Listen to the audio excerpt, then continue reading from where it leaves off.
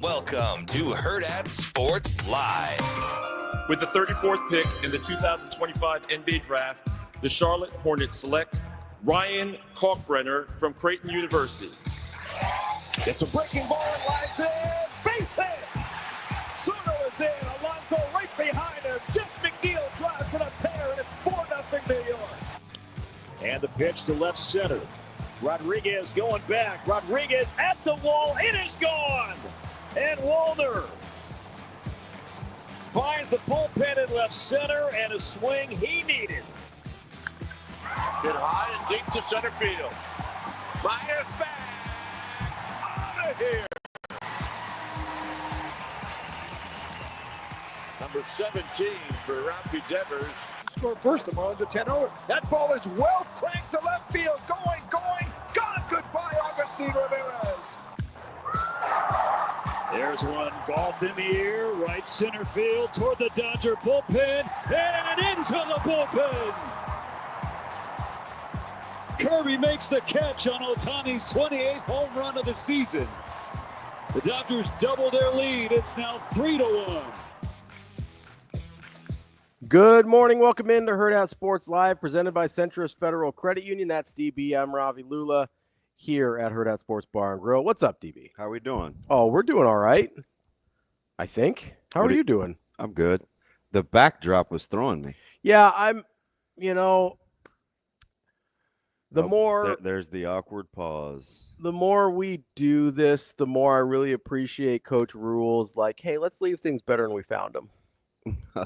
Oh, this isn't supposed to be a thing? Not for us, no. Oh, well, who's the I'm gonna guess DH. Well, we had live shows. I don't know who was here, but this is the live show background. Oh, it's not our background, which is okay. It's fine. It's a nice background. Are you giving it the old head shake? But things aren't plugged in the way they're supposed to be. It's wild, man. The desk is. I have a question. Cockeyed. What's up? Yeah, it really is. Yeah. I wondered why we'll fix it during the break. It's okay. It's okay. We're doing all right. Yeah, you know what's funny? You'd get a kick out of this. Sometimes I had to take Breeze to the high school. They have a involuntary workout. I wonder how many guys are going to show, but I hate to ask, right? You don't want to be the coach. It's like that guy trusting your players. Yeah. But anyway, sometimes I put my Spotify on just random. All right, now it's like The Price is Right, man. I'll just swipe the wheel and then I'll pick the spot. Yeah. Well, now I gotta fix the camera real quick. You keep talking. Your boy got like 3 depressing songs right in a row, Shane. I'm like, this is not gonna be a good day. It was pretty suspect. The first one was Jelly Roll. And it was depressing? It was somebody save me from myself. I don't think I know that one. I've been so long living in hell. I was like, yeah. Okay. Click next. Okay. Yep. What's the next one? Morgan Wallen. Well, I don't know why, though. I don't even think it's on my playlist. I'll say you big Morgan Wallen guy. Quietly, I am. I'll say you kind of like him. Yeah, like I don't. Last night we had an argument. No, it was I'm the problem, which I'm like, God, this is brutal. And then my next one was good. Mm-hmm. It was Lauren Daigle, You Say. Okay. Followed by Old School Keith Sweat. How about that for a playlist? That's a wide range there. Yeah. Going from Lauren Daigle to Keith Sweat is quite the departure. She was kind of inspirational. It was You Say. Yeah. I say when my voice is in my mind and say I'm not. Is she the Oceans lady? Oh, she's really good at what she does. No, but Oceans, is that her? The song Oceans? I don't know. Okay. I mean, maybe. Okay. And I'll then look it up. It's all right. The Old School Keith Sweat was, and who can love you like me? Nobody. Yeah. So how about that for versatility? That's a wide range there. Yeah. I was a huge Key Sweat guy. And it was you and Nick Bob both. Yeah, Nicholas Allen is a Key Sweat He's a guy. big Key Sweat guy. He blames it on Keith Langford, I think. I think Key Sweat was the best of that. Like that R&B era. I do. Like early 90s, mid 90s. Yeah, he was really good as a solo artist. Yeah. He was not the best. What group was he in? He wasn't. Oh, okay. No, he was.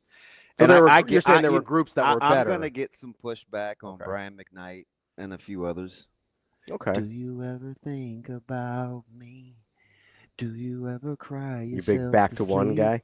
That's a fantastic song. Yeah. 6-8-12. Like I like Brian McKnight. Yeah. You know, my sister may say say Sweat greater than Brian McKnight. I think so. Okay. I don't know. I'm gonna stand on that one. My sister like I'll be sure. He's a little overrated. I don't know. I'll be sure. Probably a little too much curl for you.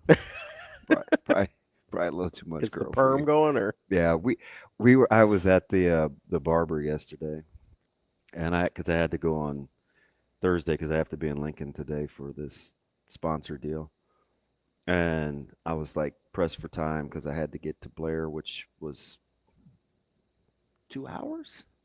Oh, it's a. No, not the drive. Oh. The time commitment. Oh, sure. Yeah. Not exactly what I was expecting. Okay. But anywho, we were watching. I told you how he has really good versatility with the television. Mm-hmm. And there's always a couple of sports. There's a couple of news. Sometimes he's watching like courtroom TV and Big Judge Judy guy. No, like real oh, okay. stuff. Nah. And there was some panel. I can't remember if it was Fox or CNN because he usually likes to have both. Mm-hmm. It had to be CNN because it was a brother. And I get it. Fox sometimes occasionally does. But this guy, what drew me, I know. It took me a second. I was like, oh. Whatever. I'm just talking. He had an old school flat top. Okay. But it was misshapen. And his collars were screwed up too. I'm like, man, where'd they find this knockoff? But anyway, it was driving my barber crazy. That his hair was. Yeah, he goes, man, it's lopsided. Who let him get on television like that? I was like, man, it's okay. The collars thing actually really pisses me off. Oh, man. Like when the collar is not done well under the jacket and it looks real sloppy. Yep. Oh, man, that makes me super mad. Yep. It was. I was like, you literally have teams of people on these shows to make sure you don't look stupid. I wanted some volume. And you're like, no, I'm good. They were talking about what's going on with Iran, but I was like, man, we're all pressed for time. He slid me in quick. Like, I kept it pushing. But the other channel, like on the far TV, because there's like, oh, you've been in there. Yeah.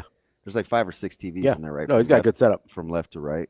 I might just go in there and watch games sometime. Hey, that's what he.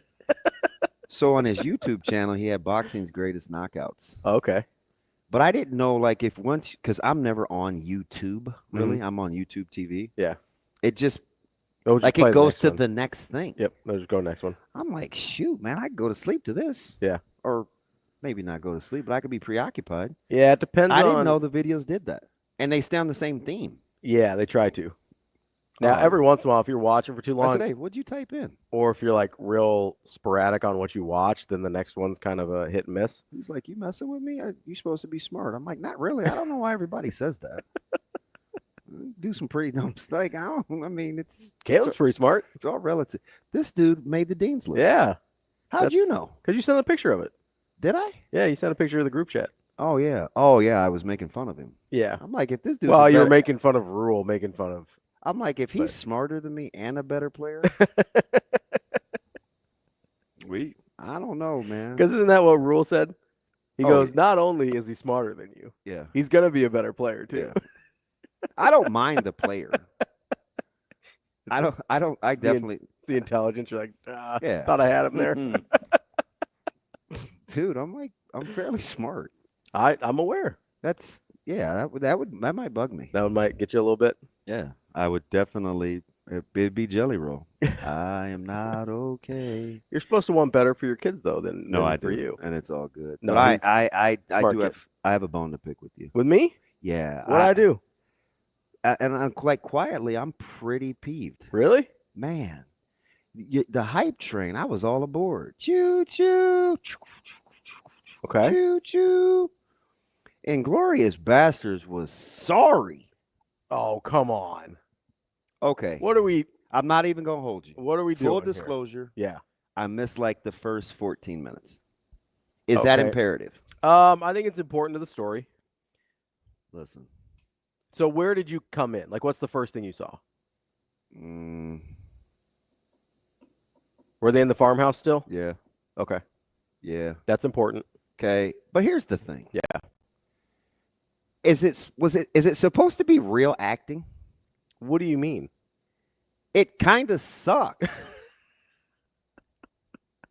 Like, hold on.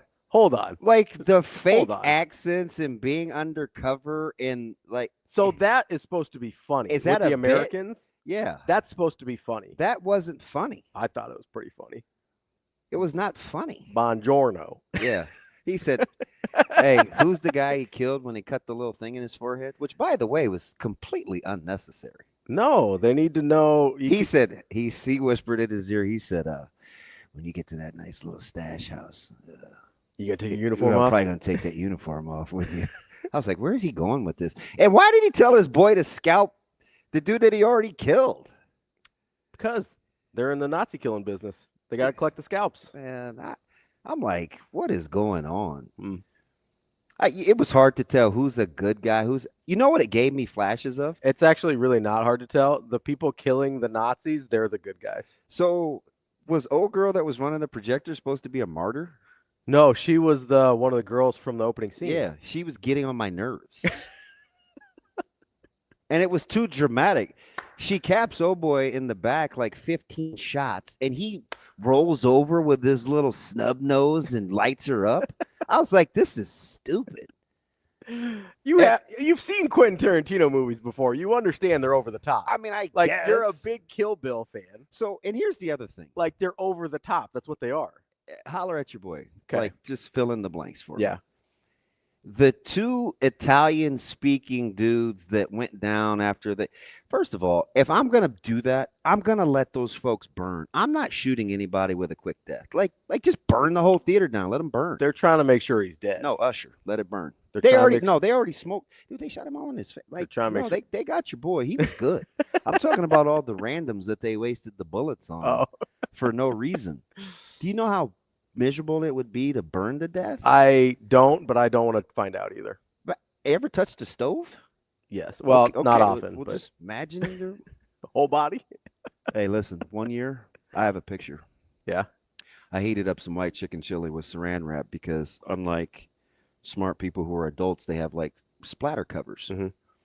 Boy, just put a little cellophane over. I'll do that with like a paper towel, you know.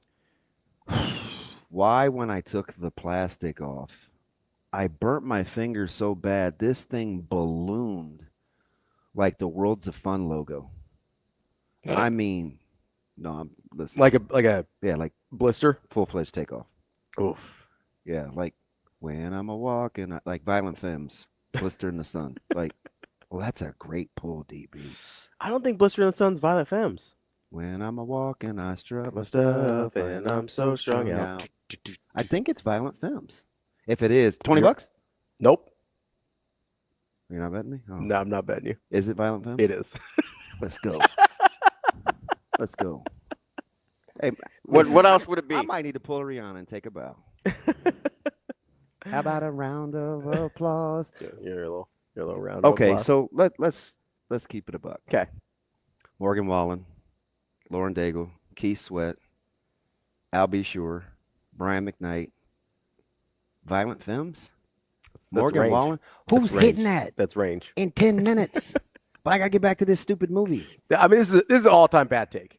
This is an all-time bad take. Is it? It is. Okay. This is an all-time bad take. So what's my people been talking me off the ledge. Well, talk me off. Like, what am I missing?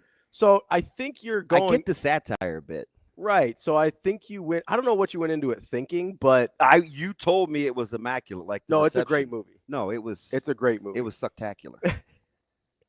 You have to understand there's a Quentin Tarantino movie though. Like it's gonna have the over the top I'm a big stuff. QT guy. I know. Like I don't understand how you can like Kill Bill and be like, oh, Inglourious Basterds is too much. Like that's a weird take to me. Like if you're okay with the Tarantino stuff in general, I got questions. This is I can, but this is a great example of a Tarantino movie. Okay, so remember the mean-spirited dude that that suffered in concentration camp that was sharpening his knife? Remember yeah. Like, why all of a sudden did they have to kill that guy? Hugo Stiglitz? In the bar scene where they like shot the whole place up. Well, listen, because things go bad sometimes. So they had to kill my guy? Like, I wanted to see him like meticulously go to work on somebody. The way that he was just sharpening that knife with like, I know it moved my needle a little. It wasn't like I was like, ooh, this guy's crazy. What we got going on here? No, I know you think that's how I am, but it's not. It's really not. The profile in you, like the ears perked up a little bit. I'm like, what do I tell you about knives? They're very makes it personal. Yeah. So I'm like, ooh, this guy might be kind of nuts. And he barely talked, and he was super mean. I'm like, I might ride with this guy. So you're cool with that guy, and you want his knife work done, but you're not cool with like the scalping and the Nazi, like those. That's also knife work, very personal. Yeah. So here's the thing. Okay. I'm afraid to say this, but I've already had let's go. the best 12 minutes of your life this morning. Austin says not enough murder in the movie for DB. Okay. It was, yeah. Greatest line in that movie. Okay, so what's the issue? I hated that guy. I was glad he got whooped. But Sensei, I can beat this guy. I don't want him beat. Sweep the leg. Anyway, when they carved the swastika in his head, a 1/4 inch of skin just came up like a perfectly fake rubber mask. I was like, that defeated the whole purpose of doing it. It didn't float my boat, but I would have choked. So the carving in the head wasn't realistic enough for you? No. Okay. It was not. Okay. It was not. And it was a dumb way to end the movie, too. Well, I thought it was a great way to end the movie. Of course you did, because you liked the movie. Yeah, it's a good movie. You know how you get to Carnegie Hall? Oh, God. Practice. Nate, you got more bad jokes. So that stuff, I don't think I laughed. But I have another question. Okay, what's another question? So remember when he wanted the fake Italian guys to say their names again? Yeah. He was clearly. Yeah, he knew. Yeah. He was onto it. So why didn't he gave him the good seats, right?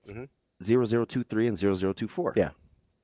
It's weird, but those were the exact seats. But anyway, why when he said he made the call, first of all, who's answering the phone in the 40s? Like who? Generals. Like, is he just on walkie-talkie? Man in the white coat. Like they don't have cells. Who's picking up? I mean, maybe he's got somebody stationed by a phone waiting. If Okay. he knew. If he knew, I'll entertain that. I think it's reasonable. But here's the other thing. Why didn't he go get those two guys? Why did he let them just chill in the theater if he knew that they were all in cahoots? Because that was part of the plan, was to allow them to kill Hitler. That gave him the leverage to not be what he thought. You think he knew that they were also strapped with dynamite or whatever? Yeah, he says they do. He says he's like he goes clever plan, yada yada. Yeah. Because the dynamite and the timer, your boy dropped. Yes, but he says so he knew the other two were probably strapped too. I mean, I imagine if the one guy has it, it probably makes sense that everybody's got it. Yeah, I don't know. You're trying to blow up the whole theater. I was disappointed. I think I'm just gonna say you're taking an L on this one. It's a great movie. You can't do that. It's a great movie. You can't just. Well, I disagree. Instead, like you haven't given me. I told you about 15 holes. I mean, that thing is like. And I Swiss answered cheese. all of them. No, you're improvising. Well, I don't know what you mean. What am I improvising? Okay, let me just go back to the simple question for you. Yeah. What made it such a brilliant movie? Well, one, I enjoy the Nazi killing. That's pretty high on the priority list. Yeah, you think I'm deranged. I do genuinely think it's a very funny movie. Like, so you laughed. I did, yeah. I think the stuff with the Italian accents is really funny. Like all of that I find amusing. The look with the furrowed brow from Brad Pitt when he's trying to do. Honestly, I think Brad Pitt's hilarious in this movie. It's like from the jump, like when they're out there and they're in the kind of wilderness and they get the first Nazis out there. You know where I was about to be like, oh man, I should just turn this off right now. Where? When my man was like, we can't have a Negro running the projector. I mean, they're the bad guys. You're supposed to not like the Nazis, DB. I was like, it's kind of unnecessary. How would they even know? As capable as your man may be. Yeah. The backhanded compliment had me like, oh man, I think that's the point. They're the Nazis. You're not supposed to like them. So, you know what it gave me when like the flames went up in the theater and she's like laughing on screen? Remember, the 5th of November. Big V for Vendetta guy. That's what it gave me, V for Vendetta vibes. Which, by the way, was actually a good movie. Oh, I like that movie. Inglourious Basterds is a better movie. Remember. I would say they probably both came out at roughly the same time. I think V for Vendetta a few years earlier. Hey, but do you know what? What's up? Do you not love my ability to go into character? That's a pretty good. I've given you fake Germans. I've given Hugo Weaving. That's the guy that plays in V for Vendetta. I'm not. You're a big Hugo guy. Stieglitz. Mr. Smith. Weaving. Yeah, it is Mr. Smith from The Matrix. Oh, I thought you were talking about the one with Jolie and Brad Pitt. No, it's Mr. and Mrs. Smith. Different ones. I mean, whatever. Maybe you just don't like Brad Pitt. Brad Pitt's great in that movie. If I'm keeping it a buck, that may have something to do with it. Okay. But that makes more sense. Honestly, I did like him as detective in 7. Well, Somerset? Yeah. I mean, that is, or Somerset. Is Somerset Morgan Freeman? Sounds like an old black guy's name. I think Morgan Freeman is Somerset. Listen, I think it's the other way. I just said. You can't agree with that. What makes that sound like an old black guy? No, I was nodding because I think that is his name in the movie. I think it's Brad Pitt. Is it? I do too. I mean, I've been batting 1,000 this morning. What was Morgan Freeman's name? No, it's Somerset. Boom. That's an old black guy's name. That's Bill. His name. The dude's name was Billy Somerset. William. I'm just saying I was nodding because I thought with his full government. Well, Detective Lieutenant William Somerset. Like I can read that. I can't read. So not liking Brad Pitt would dramatically impact your view of the movie because it is a Brad Pitt vehicle. Is that true about projector film? Was it that highly flammable? Yes. I would assume so. Yeah, right? yeah. The nitrate in the films. Yeah. Yeah. I always love how people can flick cigarettes like 5 or 6 feet. Yeah. Things still I can't drop a match 2 feet without it going out. A grill without it going out. I mean, big wood ones, right? I'll strike that thing, and by the time it gets anywhere near the charcoal, it's like out. I'm like, how do these people flick cigarettes 264 feet in a movie? I have an answer for you on that. With the match, the flame is still kind of exposed. Listen, I'm not interested in your... With the cigarette, it's more contained within the movie. That was not good. Who else is riding with you on that? Everybody. Is it like a very popular movie? TK, Rico, Rico's Austin. like 12. What difference does it make? Rico's in his 30s. Okay.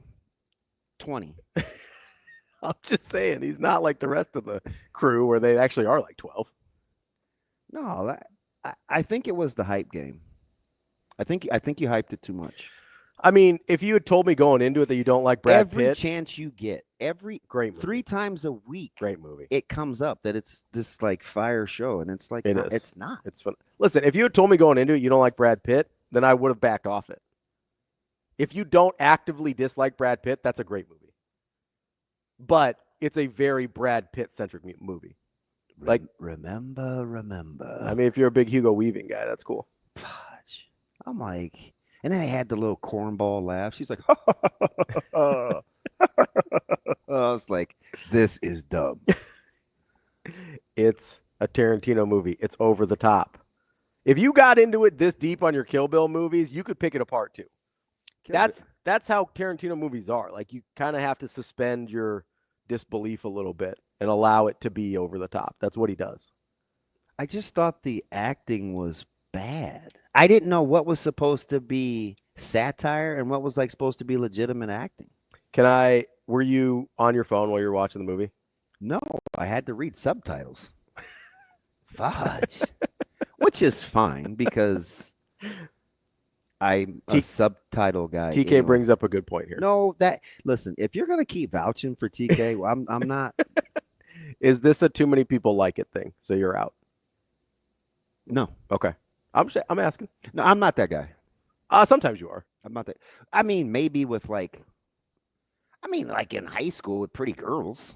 I'm over that. No, you'll do it sometimes. You've done it with athletes recently where you're like, too many people are riding with that guy. I'm out.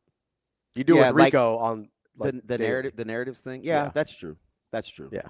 But it's so I didn't know if that was a thing. But it's more like rooting for and rooting against. It's not like were you rooting against liking that movie? I went in optimistic. Okay. I think it's the Brad Pitt thing. I really do. Plus, I was just coming off binging Waterfront, and I was like, all right, I'm in the mood to concentrate. Yeah. It was. If you're not a Brad Pitt fan, you're not going to like it. I think you're just giving yourself an out because. No, I'm telling. It's a very most of the things I like about that movie are Brad Pitt or things that Brad Pitt's character does. Like as I'm like saying lines or things like that. Who's the actor that played the really, really bad guy? He always plays a creep. He doesn't play a creep in Django. He's a good guy in Django. I mean, kinda. He is like him and Django are the good guys in Django. He didn't stand on enough business. I mean, plus he was still kind of using Django. Sure. I mean, his end totally justified. Christoph Waltz. Waltz? Christoph Waltz, yeah. Yeah. He was in one of the Bond movies too. Yeah, as a bad guy. Yeah. I'm saying I think it's a good movie, but here's I don't think it's a movie that because you watched it 100 times. 100 might be high, but I've seen it a lot. Yeah. I don't think it's that good of a movie. Right. I mean, it never. Why does Hunter think something's wrong with it? It never resonates on me. I've got to watch that movie. Oh, I love watching that movie. Maybe I just dislike Nazis more than the rest of you. That's fine. You think I'm deranged? No, I think if I had known you didn't like Brad Pitt, I wouldn't have suggested the movie as aggressively. So Florida basketball, TK, like the consensus when everybody flipped to think that they were going to win, I said out loud, I still think they're the best team in basketball. I'm just hoping they don't win. So I picked somebody else in the pool. You were rooting against them. I had to separate myself so you went so right? It wasn't like no, I mean I get why he said it. You do it with the narrative sometimes though. Yeah. Well, and with Rico. Hey man, can you put your brush down? Like this just low key trying to paint me into these No, I was asking. TK brought up the question, so I asked if that was an issue with this movie. Like I am not gonna be your Mona Lisa. A little overrated. Not the song. No, the painting. Well, Mona Lisa's and Mad. Why? Just because it's like 8x12? That's Elton John, which is another. Elton John's a good one. Yeah. Another random reference. We like Elton. Got some good songs. Just several. It's a very nice catalog. Very underappreciated. It is underappreciated. You get to some of the lesser known hits too. It's really good. Yeah, I was 49 years old when I heard that song for the first time. That one, Mona Lisa. Yeah, that's a John Leslie pull. It's a deep catalog there for our guy Elton. He probably, I don't know. He used to be in a band. He probably did that over at like Rico. I'm not gonna stop talking about you. You should have seen what Rico did yesterday. What my man's did he kick and miss? I was so bummed. I actually wanted to have some fun yesterday. Yeah, it was pretty fun. And it wasn't far from me because you were just right on Giles. Well, so we had to move indoors, so we ended up in Elkhorn. Oh yeah, I'd have been at the wrong spot. Sasha sent us a text in the group. I don't know if you people know the difference between SMS. Like, what's the problem with our? Oh yeah, the Android switched over a different. It's like CMT or CMS or something. Yeah. So you didn't get that one? No. Oh man, that would have been a bummer. That might have been what Chris was talking about. Yeah, I think so. But see, he personalized it. He texts me as an individual because he actually cares. So we ended up going indoors, and it was a little rough because it was a smaller space, you know. Well, like you're touching walls. I mean, for a kickball game, it was pretty tight. That's funny. You do not Google that term on Urban Dictionary. It's not like you were running out of real estate in there. I mean, for a kickball game, it was very tight. Like it was. Could you catch it off the wall in the air? Yeah, which also made it kind of problematic because It was hard to score runs. So it ended up being in that area you guys were at? Yeah. I left kind of early, so I didn't see it. Yeah, you know what, Shane? I don't even know why you bother because you're like a 5-minute. I mean, it's like the rest of your life, right? You just get in, get out. He wanted the free food. What was the food truck? It had like Phillies and rice bowls. Oh, smart, economically efficient rice bowl stretch. Yeah, it was pretty good. I had a chicken Philly. Yeah, I wouldn't get that. You'd probably be like, hey, could you put all the meat in the bowl? Yes, I put would. some cheese on That's it. 100%. Leave the rice out. Yeah. And I'd hit you over the head with the bread. Over Inglourious Basterds. What a dumb movie. But no, Rico. So he did a couple dumb things yesterday. Oh, we finally have something to be mad at your buddy about. Well, I'm not mad at him. I'm kind of making fun of him. What but did Suave do? So first of all, wasn't very suave. So you know those wasn't very debonair. Was not very suave. So you know those indoor facilities, they've got kind of that weird turf. Yeah, I've been in there several times. Yeah. So he decided to slide on one of those. Who is he, Zoe? His leg is like there is a chunk of his shin that looks like he is white. So he's got a. So I'm just gonna. And he was an athlete, so I'm sure he knows. Get the gunk out of there. Like it's gonna hurt. Get your little. He said he poured some peroxide in there. You need a Brillo pad. You gotta get in there and scrub. Oh, that's gonna hurt a lot. My man will have Ganji green here shortly because those little pellets that people spit on and step on, and they're highly germy. Yeah, I've seen. Ask Vrzal about getting turf dust in his scrapes. Looks like he's got a camel hump on his elbow. That's a fair question, though. So that's number one. Number two is I think he pulled that hamstring pretty bad. Man, he might have ripped that hammy off the bone. It's pretty rough. So his frame for a fast guy does give me Keenan Cotton vibes. Yeah. And Keenan Cotton was notorious. Those little thicklets. Yeah. He's notorious for pulling his booty cheeks. It's like Maurice Jones-Drew types. Yeah. Yeah. The guys that have quads and hammy problems. Yeah. Darren Sproles. Well, at 12, you shouldn't be pulling hammies. Rico. Suave. Puerto. Is he any good? Yeah, he's a pretty athlete. Is he the next best athlete in the building? After who? Austin. I'm just kidding. You told me Austin sucked. Oh, wait, was that off? Austin told me, he goes, I look like I'm a decent athlete, but I'm not. So I try not to play sports so people aren't convinced that, so they don't think differently of me. No, Austin was pretty good. He played. What do you mean behind who? You want me to put you one? No, I'm take Sasha. You're assuming Kenny, I guess. Yes. Okay. All right. That's fair. Well, I don't know. Although Sasha does have a mean slap shot. Yeah, no, Sasha's good at hockey. Sasha's a good athlete. You'd probably get your brains checked out of you. Oh, yeah, I can't skate. I would get massacred. No, Rico's a pretty good athlete. So Rico's gonna have better measurables than me. I might be better at sports than he is. Like at the actual skills. Oh. But he's definitely a better kind of like Jay Sims. Yeah, he's definitely a better measurables guy than me. That dude's measurables were off the charts. Yeah. I'm like, if he ever puts it together. My measurables are trash, which I'm fine with. But I'm pretty good at the skill stuff. All right. That's my meltdown over Inglourious Basterds. Yeah, I'll never get that hour and 47 minutes back. Hey, I'm tripping. It's like a 2.5-hour movie. So did you not watch the whole thing? I just said that because I probably checked out about every 60 seconds. Well, that's why you didn't get it. Man. No, it legitimately. If you don't like Brad Pitt, you're not gonna like the movie. I thought the beginning was slow. It does start a little slow, but he skipped the first 14 minutes. So he missed most of that. That might have been okay. I just saw that it was on. Oh, okay. That might have been okay. And I didn't want to rewind it. No, that's fine.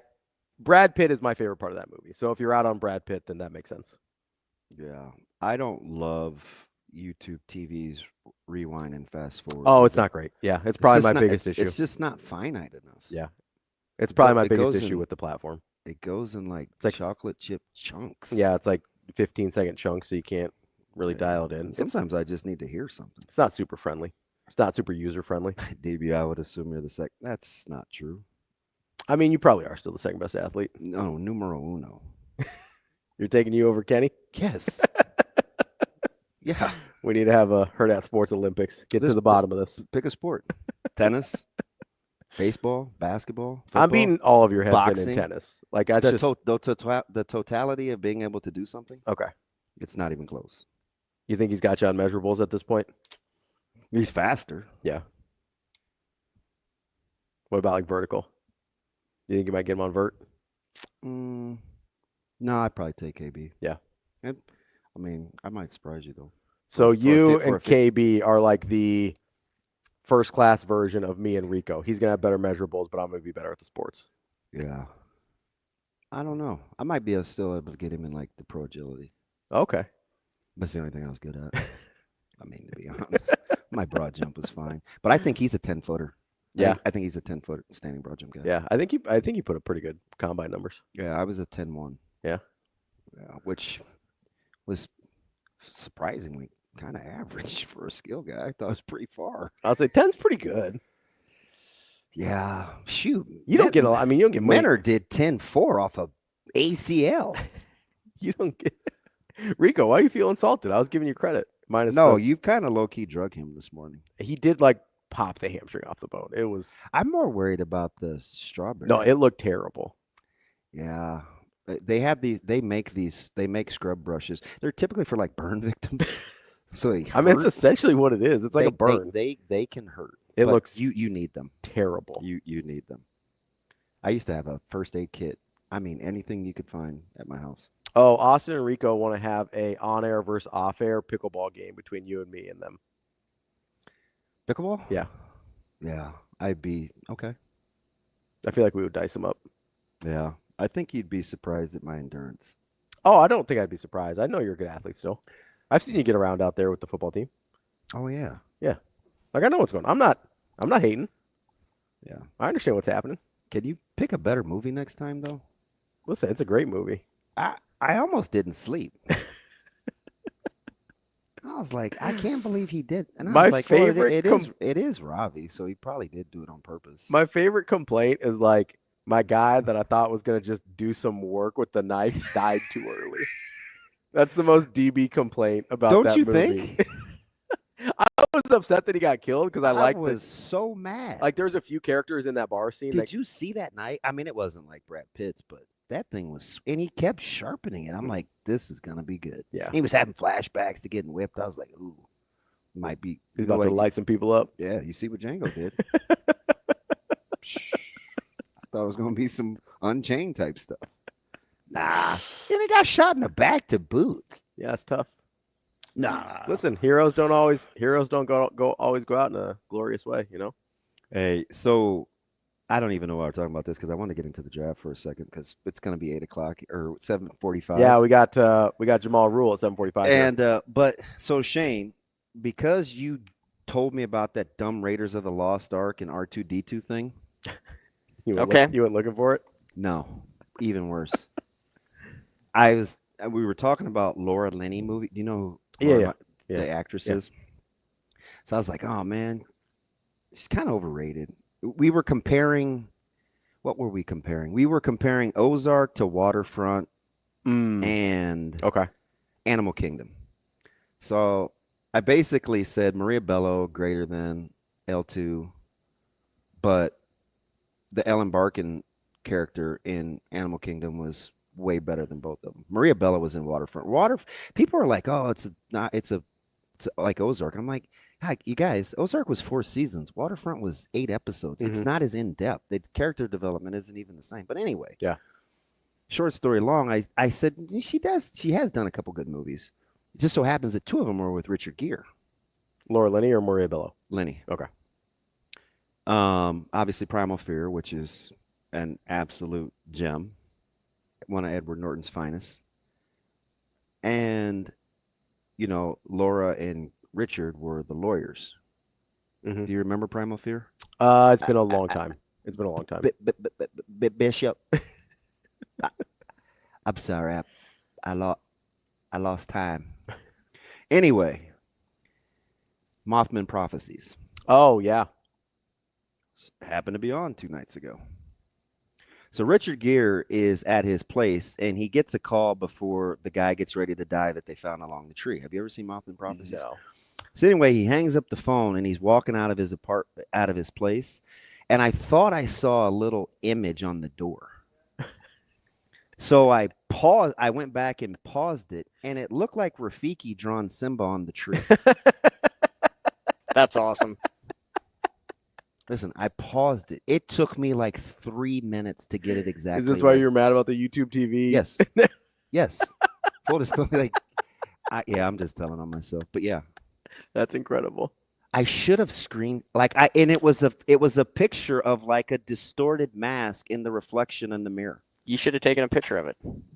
But it looked like remember when he drew Simba and it was 100%. Yeah, it's exactly what it looked like. It It's in the it is time. it was in the Mothman prophecies. That's really funny. He's like, I know he called me. He called me. How long ago? It's an hour ago. Dave, I'm just telling you. I don't know if his name was Dave. It was one of those super Anglo names. It was like, What? is whatever the character's name was in that movie is, I'm telling you, that's your voice on the phone. I didn't call him. So I was like, wait, was that a face in the mirror? I think it was a face.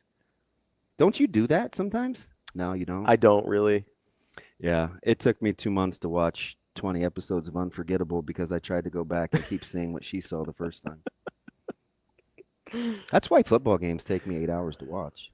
Well, that makes sense. I get that. It's hard. It's probably hard to turn it off. OCD. You know, you get the. I'm glad everybody's making fun of me this morning. I think I talked too much for this one. Showing you all my words. I got some issues. Rico says the hammy is fine, the leg is clean. We'll see how the hammy is next time you try and take a quick step. I want to see the leg. It was bad. I'm concerned. It was bad.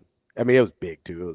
It was a good size one. Is it the vintage spot right there? Yeah, like right on the front of the shin. Notorious. Yeah. No, you slide. That's where it's happening. It was a good slide, but whew. That's why Raiola has a hard time getting down. At what cost? No, I'm just playing. He's afraid of getting a Rico. Yeah. My man's been getting after it, though. He'll be ready. All right, coming up here in just a couple minutes, we're going to talk to Jamal Rule, Nebraska 2026 running back commit. That's DB. I'm Ravi. Lulla. It's Hurrdat Sports Live.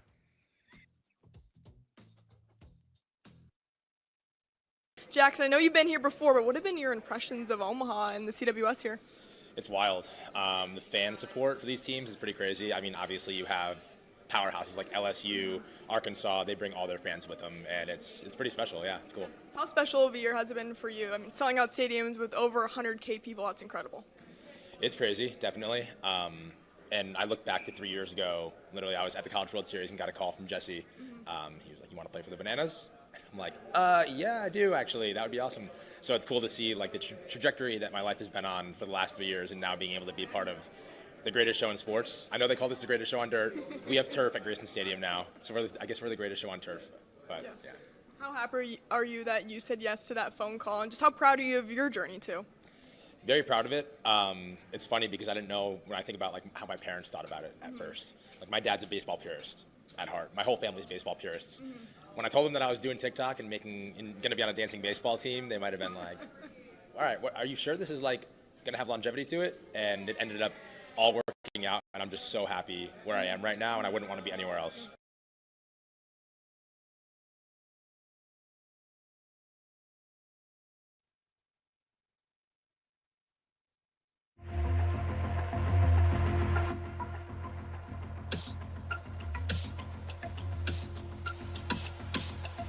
You're listening to Hurrdat Sports Live. Welcome back, Hurrdat Sports Live. That's DB. I'm Ravi Lulla here at Hurrdat Sports Bar and Grill. Joining us now is 2026 Nebraska running back commit Jamal Rule, looking good in the red Nebraska gear. Jamal, what's going on, man? What's up? How y'all doing? Oh, good. I love the personality too, man. Coach Barthel was at the full disclosure. One running back talking to another. I had to rock the end today just for you because I'll be down in Lincoln today, going back to my alma mater, man. But congratulations. Does anybody call you Ja, right? Or is that because it's already taken from a famous musician? They give you your own nickname. They really just call me Rule. Rule? They call me Rule. Yeah, they just call me by my last name. Oh, you'll do well in education. No, teachers are always called by their last name. I don't think people think teachers have real first names. But how's it feeling, man? Couple days removed in my old stomping grounds. I used to live in the Charlotte area way back when, man. How does it feel that you've made it official and it's done and over with? Feels great. I'm not gonna lie, it's a big weight off my shoulders. The recruitment process, it was fun, but it was also stressful at times, definitely. So, yeah. Go ahead. So Jamal, I was gonna say a lot of people I don't think understand kind of the stressors involved with the recruiting process. There is a lot of pressure. You have people coming after you really hard. Like to you, what was kind of something that was a little bit more stressful than you were anticipating as you kind of got down to these final couple schools that you were looking at? Actually making a decision for sure. Because like the schools that I had, all of them, they were great schools. Like I could have rolled the dice or whatever one I went to, I'd have been happy. So like really having to like sit down, do research, you know, just check behind yourself, check behind the schools, and actually make your decision. It was definitely harder than I thought. Not gonna lie.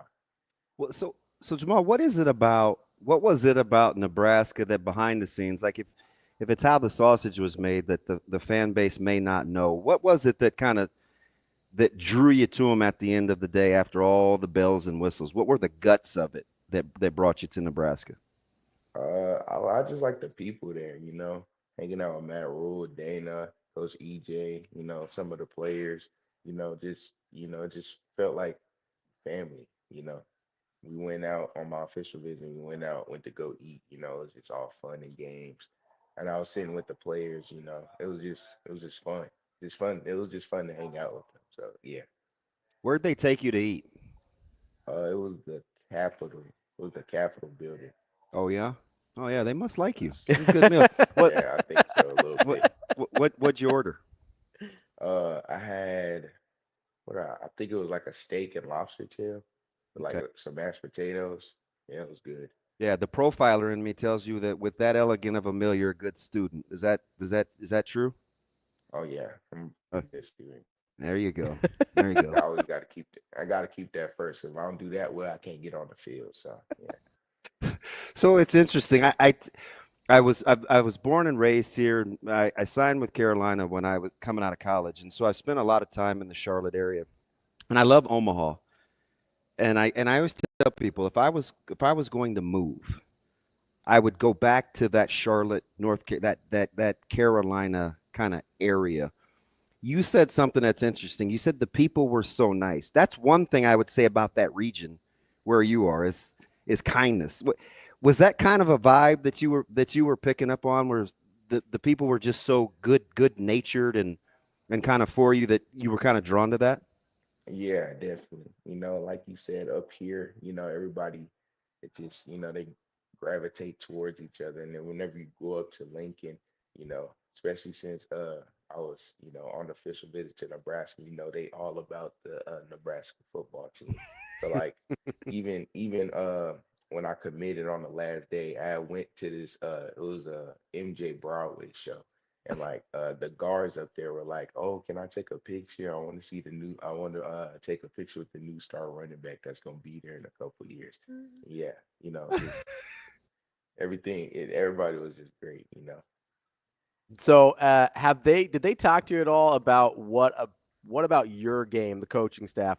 What about your game specifically did they like and made them kind of zero in on wanting to have you part of this team? They said my physicality, and they said I played a running back position the way it's supposed to be played. Mm. Said my explosiveness, my size, and for me to have my speed at my size. I guess low 200s. If you stepped on the scale today, what number would it tell me? 208.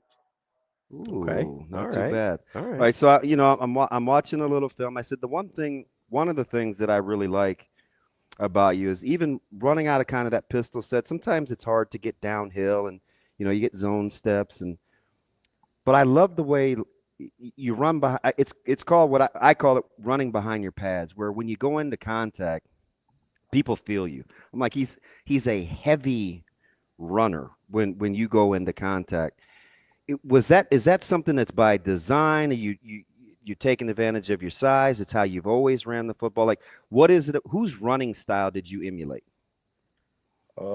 I mean, people call me up here. They call me Isaiah Pacheco because I run so hard. But Mm. like even as a little child, like uh, some people don't know this, but back when I was like little, I had some bad anger issues. That's actually how I got into football because my parents was like, bro, I need to do something with this kid. Yeah, He's I doing could too much. relate. He's picking up chairs, doing all this stuff. So they was like, we just got to put him in something, and that's how I stumbled on the football field. And How'd you? oh, go ahead. No, I was go finish the story. I got Uh, to follow up. yeah, my first position was center. That's just because when I was little, I was still a little chubby and a little big, so people thought I couldn't move like that. So they put me in the backfield, and then the rest is history. After that, yeah. You, you know what's interesting about that? One of my former teammates at Nebraska, running back by the name of Clinton Childs. You got to look up his film. For 2 years in middle school, he played offensive line, I could see that. He's a big dude. and yeah, he's like Eric Dickerson though. I mean, the dude is like a gazelle. It's just weird how I always tell just playing O line and kind of snapping the ball and kind of being close to the line of scrimmage. Does that make you? Did you learn to appreciate the guys up front a little more, having Yeah, had to do that early? yeah, definitely. I didn't expect it to be that hard, but especially the center position, having to worry about snapping it, standing up, and still blocking, like it's a lot. Can you still But snap? I think I'm pretty good. I'll say I'm about a good 7, 8 out of 10. I wouldn't say Wait, it's perfect, but can you long snap? oh no, I don't think that. Okay, I was gonna That say that that takes a little bit more you technique. play I for don't think another I have. 15 years if you could long snap. Okay, Yeah. I just looking for a little clarity. We're talking with Jamal Rule, 2026 Nebraska running back commit. Jamal, so obviously from the Carolina, Charlotte area, was there a lot of guys have different priorities in their recruiting process? As you were kind of looking at Nebraska, obviously it's a long way from home. How much was that part of your consideration, or what were your priorities when looking at a school? Yeah, obviously I don't like being away from my family, but like at the end of the day, this is the best place for me, I believe. So, and what I was looking at, I wanted a family environment, uh, you know, and then a place where I can be developed on and off the field because I'm gonna be a person way longer than I'm gonna be a football player. Hmm. So, and Mm, then also I wanted a coaching staff that, I could come to about problems on and off the field, if I'm having struggles on the field, I can go to EJ or even like off the field if I'm going through something, be like, can I talk to you real quick? interesting. Yeah, did you notice how tight knit that running back room is? It's amazing how well those guys get along in such a range of age. Yeah, it's yeah, they're all great. I got a chance to talk with a little bit of all of them. Got a chance to talk to Isaiah, talk to Emmett, you know, talk to Ives. They're all of them. Yeah, they're all rooting for each other. That's one of the things I like about the room. They're not even though they're competing with each other because they all want to get on the field. They still uplift each other for their accomplishments. Can you get a gauge of running styles when you think about those running backs' personalities?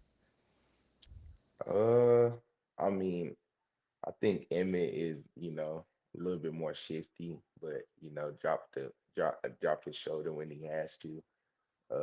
Ives, it looks to me like he's a little bit more physical, but he has great He's the speed. biggest of the bunch. Yeah, yeah, it looks to me like he's more physical. And Isaiah, I really can't tell, but he was a wide receiver and he transferred to a running back, so I would guess that he's a little bit more shifty Did you than get a chance to meet Mackay? I don't believe so. Okay. All right. I was just trying to I'm gauging your profile skills. I kind of like it. That's DB's personal favorite is Makai. I He said, wouldn't say that. I I would. like them all. I cheer for the young guys.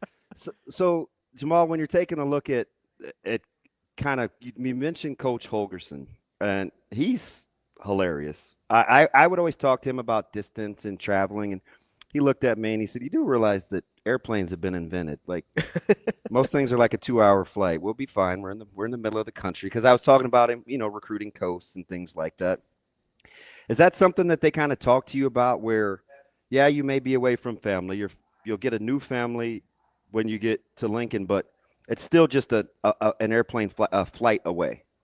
Yeah, that's one of the things that they were talking about because I think out of all the schools that are in my Final Four, this was the farthest away.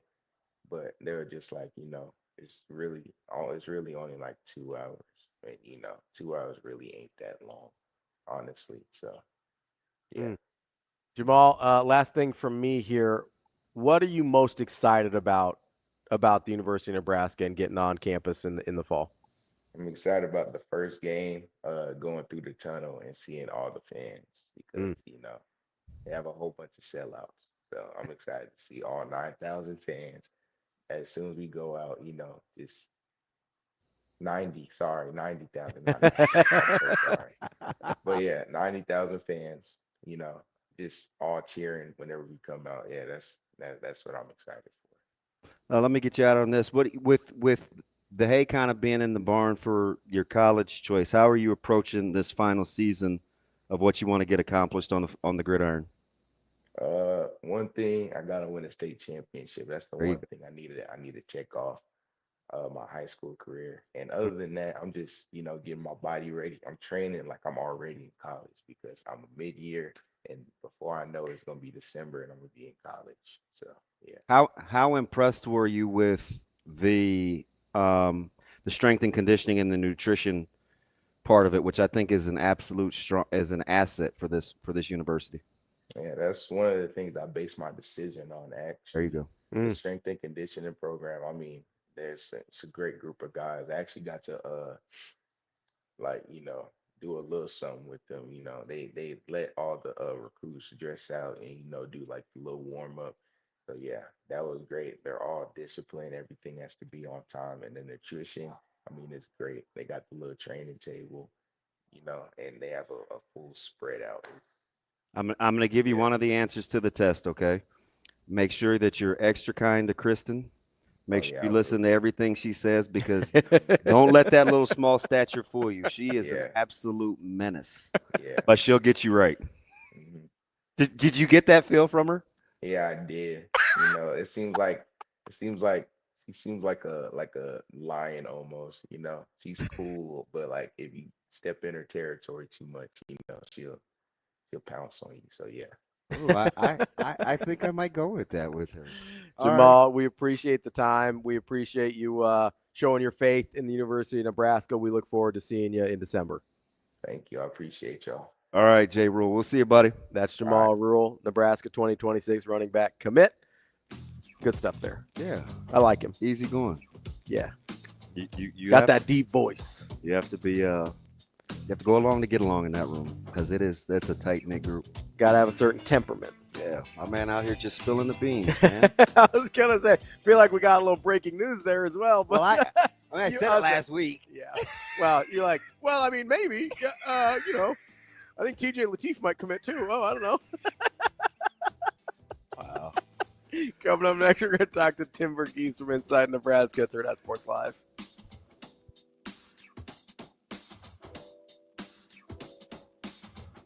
And you have to have that. Our point guard, they're an extension of the coach over there, and I've been impressed with he and Kendall in that role. And Kale certainly is a guy that can play minutes for us at the point. Sam is getting some reps out there as well. And then again, our bigs, the other thing, with our bigs, not only ability to shoot, but I really think that they all have the ability to play make. You saw what Rink did for us a couple of years ago as a guy that initiated offense for us.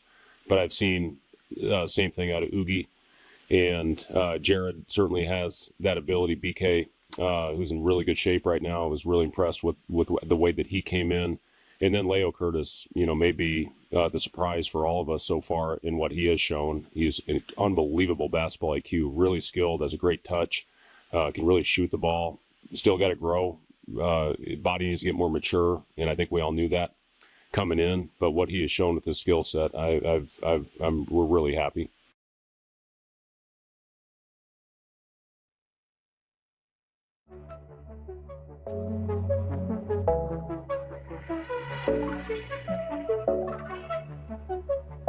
Welcome to Hurrdat Sports Live.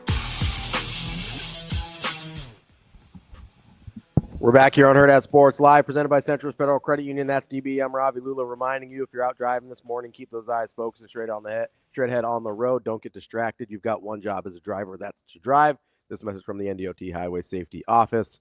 We got one job right now. That's to get to our guy, Tim Verghese from Inside Nebraska. Tim, what's going on, buddy? Hey, how we doing, guys?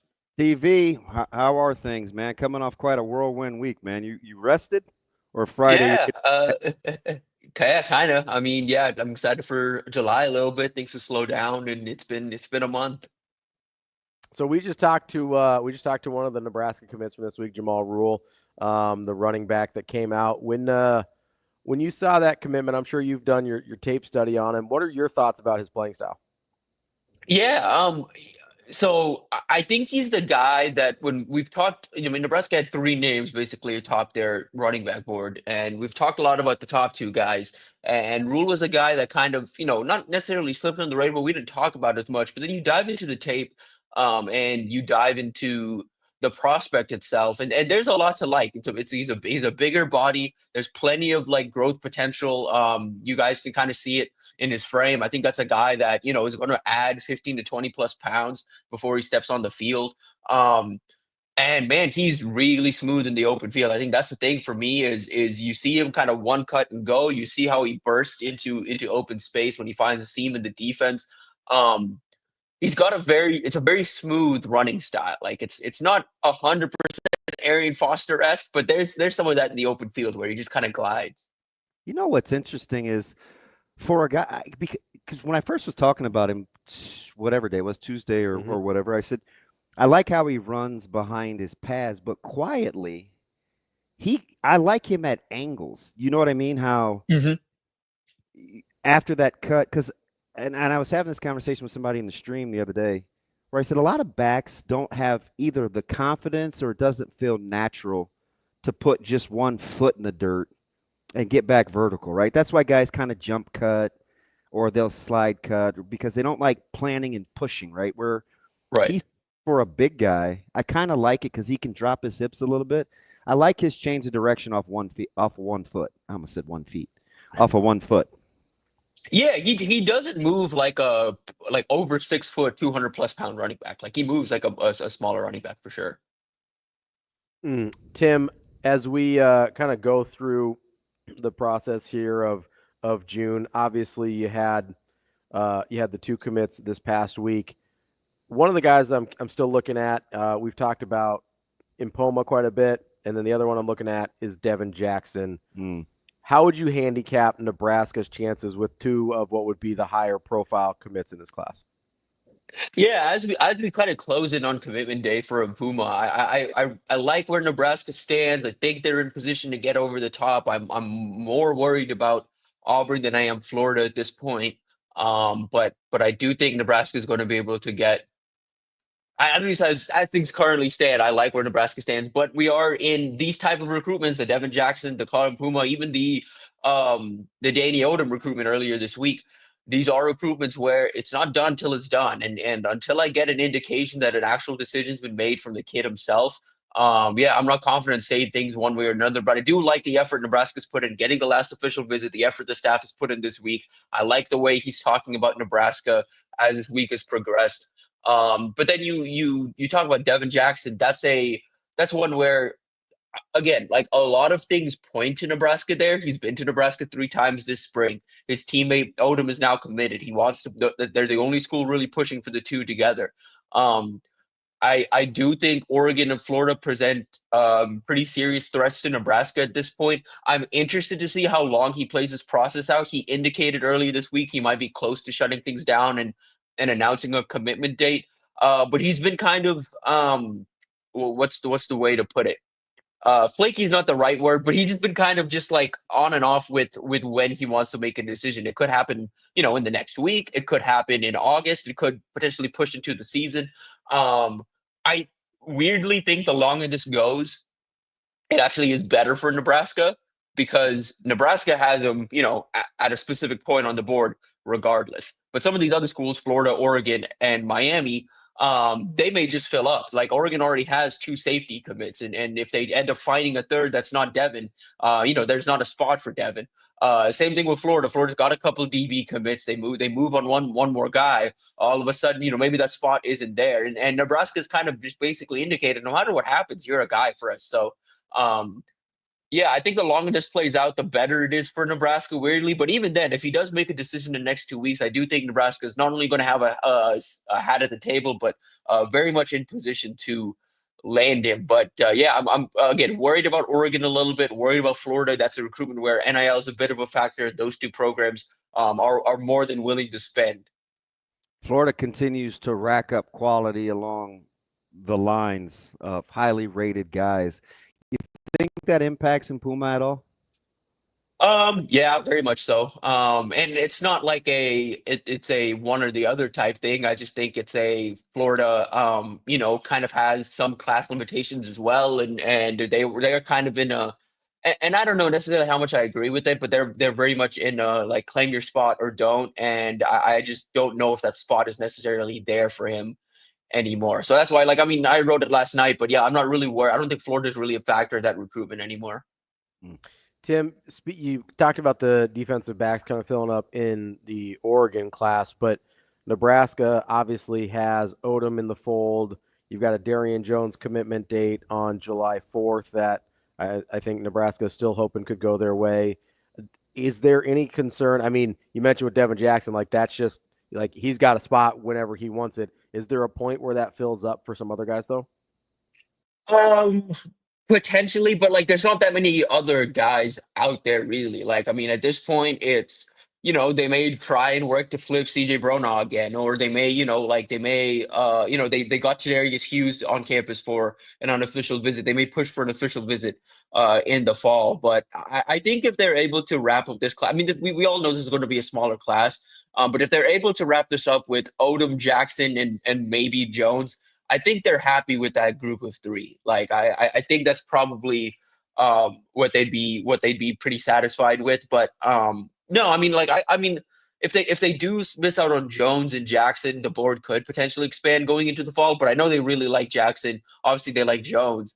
And would I ideally just like at least one of those guys. And secondary, as we know, is a position they're very young at. They don't necessarily need a whole lot of additions, but they're going to take the quality players they can find.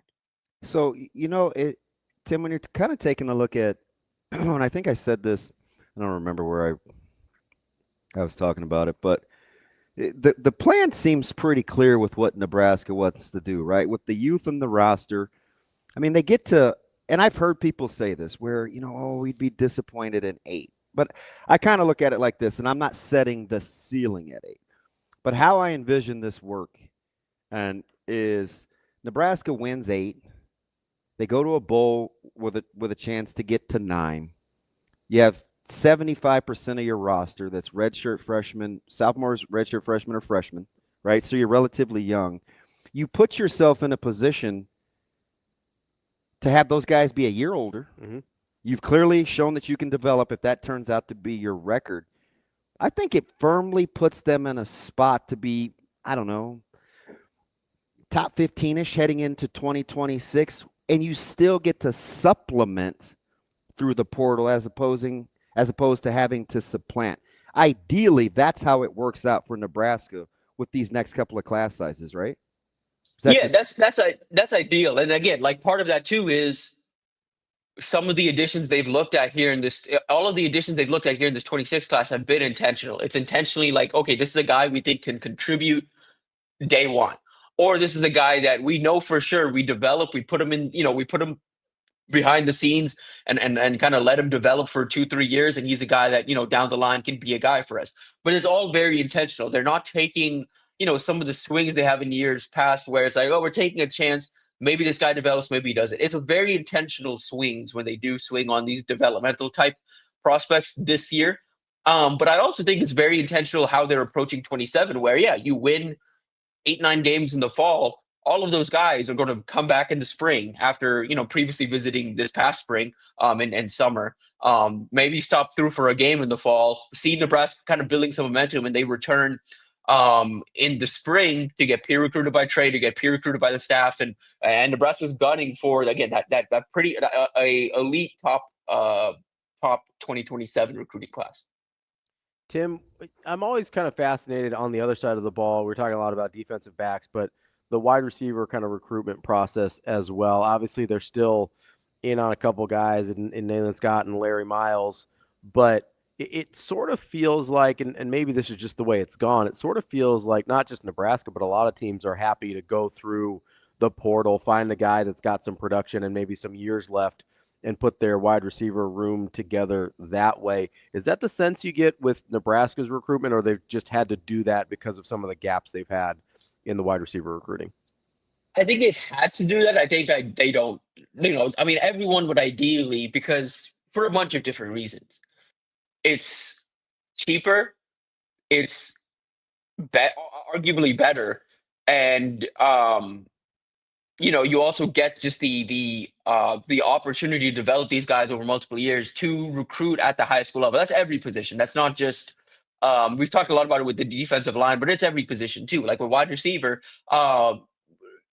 it's just you get the opportunity. For example, you get like if Nebraska's able to flip a Nayland Scott, you get the opportunity, as long as obviously that guy stays on campus, to develop him over the next 2-3 years and get that guy into a position where, okay, yeah, like we got 1 year of Dane Key. This is a guy that reminds us a lot of Dane Key. We get 3-4 years of this guy, not just 1 year of him. And we get to develop him, and we get to, kind of see him grow and develop chemistry with our quarterback room. So down the line, it's like, okay, we're not just throwing him into a situation he has one off season to get fixed. And obviously, there's give and take with that. For like, with the talking Dane Key, for example, you're not going to find a Dane Key type guy out of high school. At least Nebraska isn't at this point in time. You're not going to find, I agree, this level Dane Key. You could find high school Dane Key, but you're not going to find the Dane Key that we have right now, just out of the high school ranks. And so it really is pick and choose, but I do think Nebraska ideally would like to recruit it through the high school ranks. I mean, this cycle, they already have Devion committed. They're gunning for Larry Miles. They're gunning for Nayland Scott. I think if they get those two guys, they probably wrap up the class right there. And then you feel pretty good about the receiver room moving forward, even if you do lose like a Dane Key to the league or graduation after this year, because you have an Isaiah Hunter stepping up. You have another year of Ja'Cory Barney. You have Cortez Mills coming back. You have Quinn Clark. You have Isaiah Mosey. And then you have, hypothetically, if they do get these guys committed, a Nayland Scott and a Larry Miles jumping into the room. And both those guys, I think, are capable of contributing pretty early in their college careers. So how do you, okay, so Nebraska understands their needs, right? That's kind of how they're recruiting. And I get you want to build in the trenches, O-line, D-line, and you'd like a few more defensive linemen, obviously, on the radar, depending on how it shakes out. But so how do you balance the excitement of what's happening outside around the skill without being discouraged about what's happening up front? Because it's not due to lack of effort or targets. I still think Nebraska clearly knows what they want to do up front. Yeah, and I think if you want to have some like hope or something encouraging about defensive line recruiting right now, it's Nebraska knows what they want, and they aren't really going to like lower that standard or just to fill up a spot in the class. So yeah, they've missed out on some guys. They're going to look. They're going to do their due diligence, but they're not going to go out and just like reach on a guy for the sake of reaching on a guy. Like I don't expect that. It is a position that needs to be addressed. I do think they need at least one like kind of big body along the interior, and would need to shore up and make sure they have some of the guys that are currently on campus are sticking on campus for a bit, because that is obviously a position that does get expensive in the portal, and so. Yeah, I'm interested to see how Nebraska approach that. I think that's going to be a position where this summer I expect them to do some scouting, do some evaluating, figure out if there's any hidden gems out there, if there's a late bloomer or someone they can get back in on along the line of scrimmage. Because yeah, that's a position that needs to be addressed. They've had some again tough misses. They still wait on Valdon Sohn. I'm not super confident there. About where Nebraska stands right there. But if they're able to pull that off, I mean, you feel really good about that room if they can pull that off. But if not, then yeah, you got to kind of look around. And I also think it's worth keeping in mind, understanding there's a solid little drop off between like a Valdon Sohn and Titan Davis type prospect and some other defensive linemen Nebraska would potentially get. Like again, they have a specific what they want. If you can't find a Valdon Sohn, Titan Davis type guy, like it's like just understand that like those guys don't just pop up. You know what I mean? Like you can't just find that guy. You like those guys are typically being recruited at a pretty high level right now. Those guys that can contribute early along the defensive line with those big bodies, 6'4", 6'5", 280 plus pounds. Those guys aren't easy to find. With the tape that both those guys have, it's not easy to find.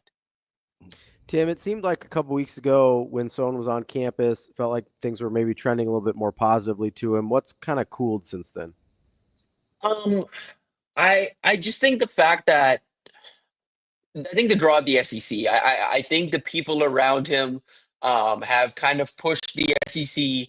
I think there's this idea that for him, even with some of the potential NIL limitations he may have as an international prospect, just the idea of being a top of board target at a place like Georgia and a place like Florida that, again, objectively, specifically Georgia, has had a more successful recent trajectory of developing defensive linemen. I mean, it's hard to kind of ignore what Georgia's done along the defensive line. You've got Texas involved a little bit too. It's hard to ignore what they've done along the defensive line. Florida wants them bad. Florida's had, maybe doesn't have the draft success, but you look at the D line right now in the next 2-3 years, you're going to see a couple first and second rounders along the line of scrimmage from Florida get drafted. So I think that's really part of it, is just the developmental aspect and the NIL. And again, Nebraska is going to be able to spend. And Nebraska is like, someone's the type of guy that if they really want to, they can spend and land him. But I just think it's one of those things where it's tough to negotiate and kind of beat out a program like Georgia when Georgia has them at the very top of their defensive line board. Mm-hmm. Tim, is there anybody else that we're not talking about that you think we should be paying attention to? Well, what do you think happens with Nayland Scott here, and how soon? I think that's in the near future. I mean, I like really the big question is this week is like he's kind of gone radio silent, even on some like talking to some coaches, like some other coaches outside of Nebraska and Arizona State, which has been interesting. I do think it's coming down to obviously those schools.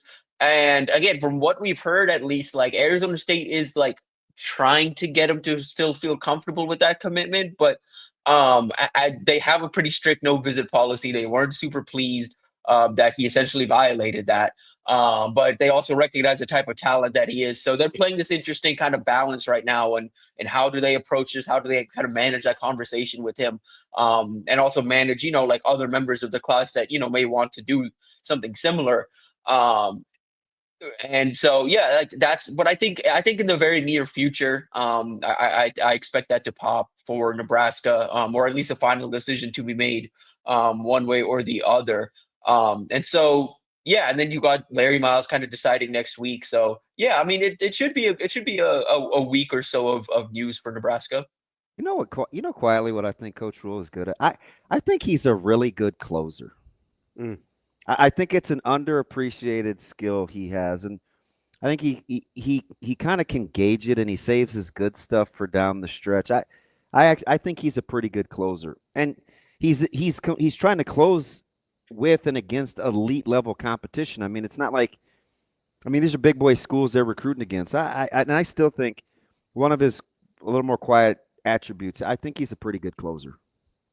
Yeah, I mean, we can just point to this weekend, and again, credit to Rule, but also credit to Addison Williams for the work he put in that one. But Danny Odom, I mean, that was one where in the basically the day leading up to that commitment, the 24 hours leading up to it, it was like, hey, Ohio State has a ton of momentum here. Like Ohio State thinks they wants to get this done. Oklahoma had some confidence going into the weekend. That confidence dwindled as that Nebraska official visit progressed. But they weren't battling like nobodies for Odom. They were battling Ohio State and Oklahoma. Clemson wanted him pretty bad too, and so that was a really strong win for Nebraska, for Addison Williams, for Matt Rule and the staff. And yeah, you're right. And I think something to keep in mind in general with this 26 class, and I'm not going to name specific names. I would say read yesterday's Timbits because there are a few names in there that are worth considering. Nebraska kind of understands the quote-unquote second recruitment really well. Like the way they positioned themselves for CJ Bronaugh was to capitalize on that second recruitment and do what they could to win that second recruitment. And on paper, they did a lot of things right. They obviously secured his commitment, but then the second recruitment, they knew Florida was the biggest threat. So they strategically were able to get their official visit after Florida. They couldn't account for Florida getting him back on campus for that unofficial visit, but they were able to get him on campus that first time right after Florida, felt confident coming out of that weekend.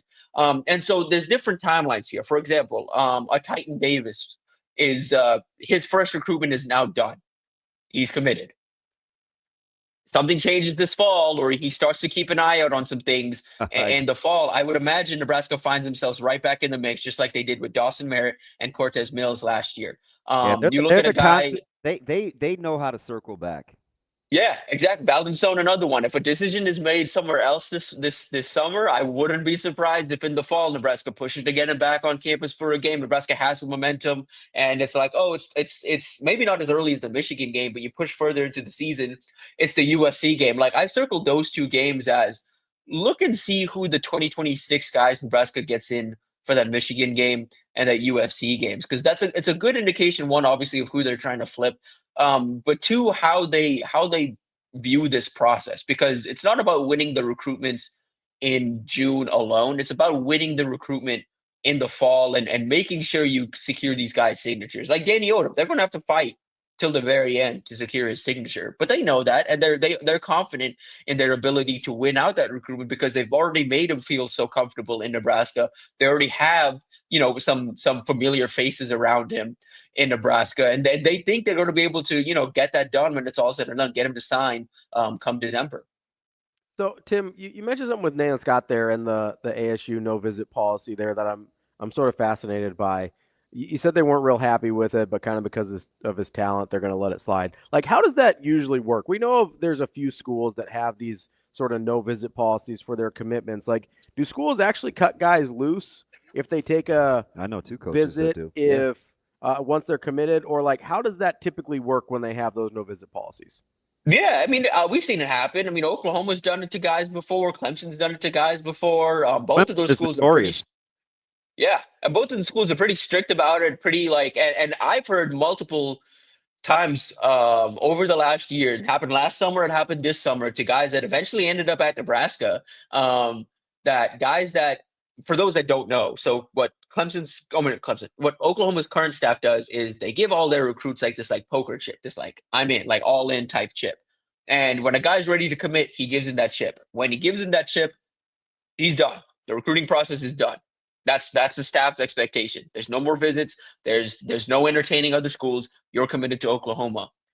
Over the last year, we've heard multiple times Oklahoma is essentially prevented a guy from turning in a chip because the guy also says, but can I still take official visits?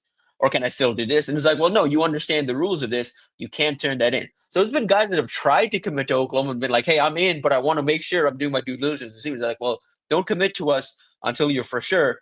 And it happened last year with Cade Petrak. Nebraska found their way back in, won that recruitment. And I mean, it happened with a couple guys this year that, are still kind of waiting. One that I do think is ultimately going to pick Oklahoma, one that I think is going to pick Nebraska.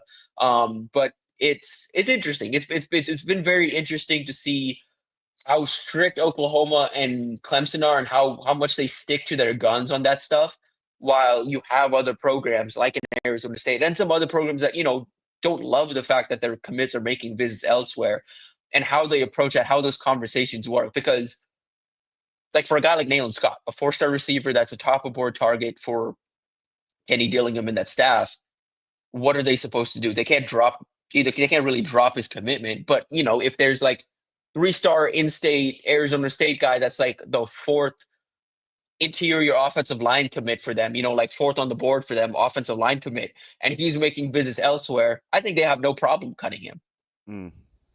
Interesting. Yeah. Have you seen how does that play with recruits? Is it obviously Clemson recruits at a high level, Oklahoma recruits at a pretty high level. I think that has more to do with their brand name than the no visit policy.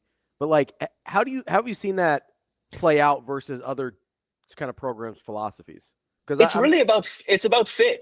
If there's a specific guy that's an Oklahoma or a Clemson fit, And Clemson and Oklahoma recognize that. They understand that. And so they recruit that way. And so, yeah, like for the most part, the guys that are cool with it are also Oklahoma type guys or Clemson type guys. And it's the same way, like there's a Notre Dame type guy. Notre Dame looks for a certain, off the field, on the how field about their combination. tight end? Oh yeah, I mean, what a win! Yeah, who saw that coming? They are on a. Hey, can I tell you something too? I'm like squinting a little bit at Brian Kelly right now, because Brian Kelly used to complain about recruiting to Notre Dame, and Marcus Freeman has had no problem whatsoever getting the guys that he wants to South Bend, Indiana. How about, like, I had to take a double take. I mean, the graphic was easy because it was green with the gold helmet, but I was like, where did Notre Dame come from for him? That, like, yeah, if you're not checked in on that recruitment, that was, everyone believed Ian Premer was staying in the state of Kansas. No one believed he was leaving the state. They thought it was Kansas State. They thought it was Kansas. This wasn't like Lincoln Kerr last year where he was entertaining Oregon. Like, yeah, Ian Premer was entertaining some of these schools out of state, but it felt like a foregone conclusion that he was just going to end up a Jayhawk or a Wildcat.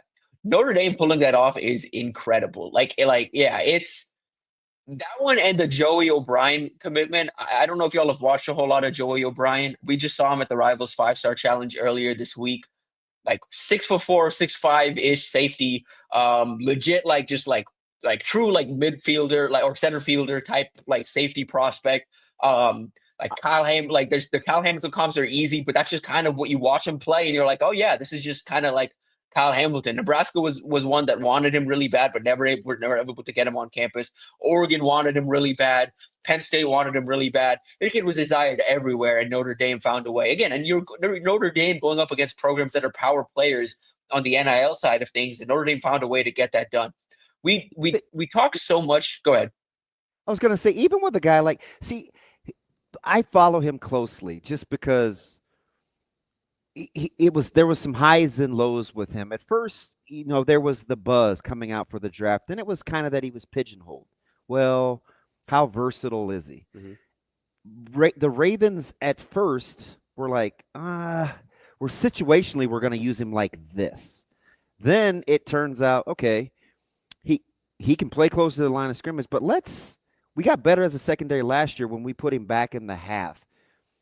He was an interesting guy because people weren't always so sure that there was could Ed Reed still play those traditional deep hole kind of cover 3 deep shell safeties? It's hard to play those guys sometimes without a little versatility.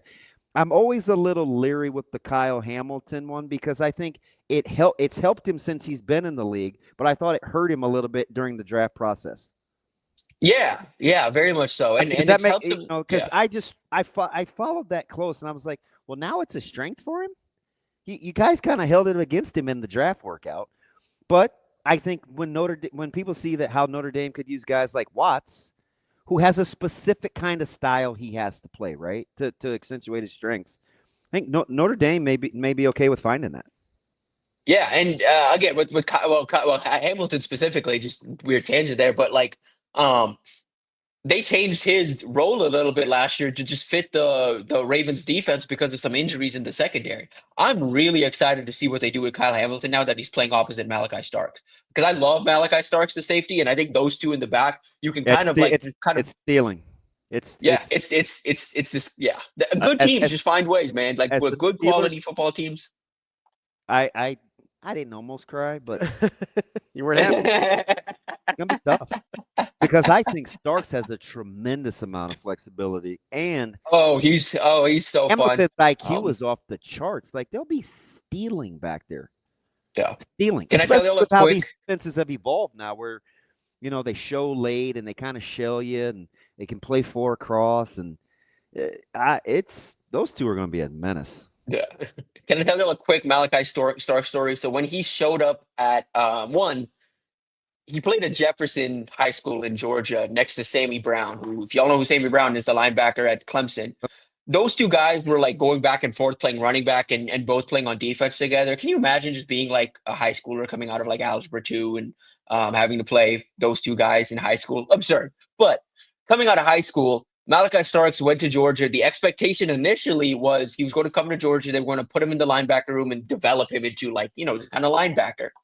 And then he started running around, and Kirby Smart and the defensive staff was just like, wait, you look like that and you're built like that and you run like that? Yeah, just go play safety. And then he started safety and started at safety as a freshman, had that interception against Oregon, against Bo Nix that we all remember.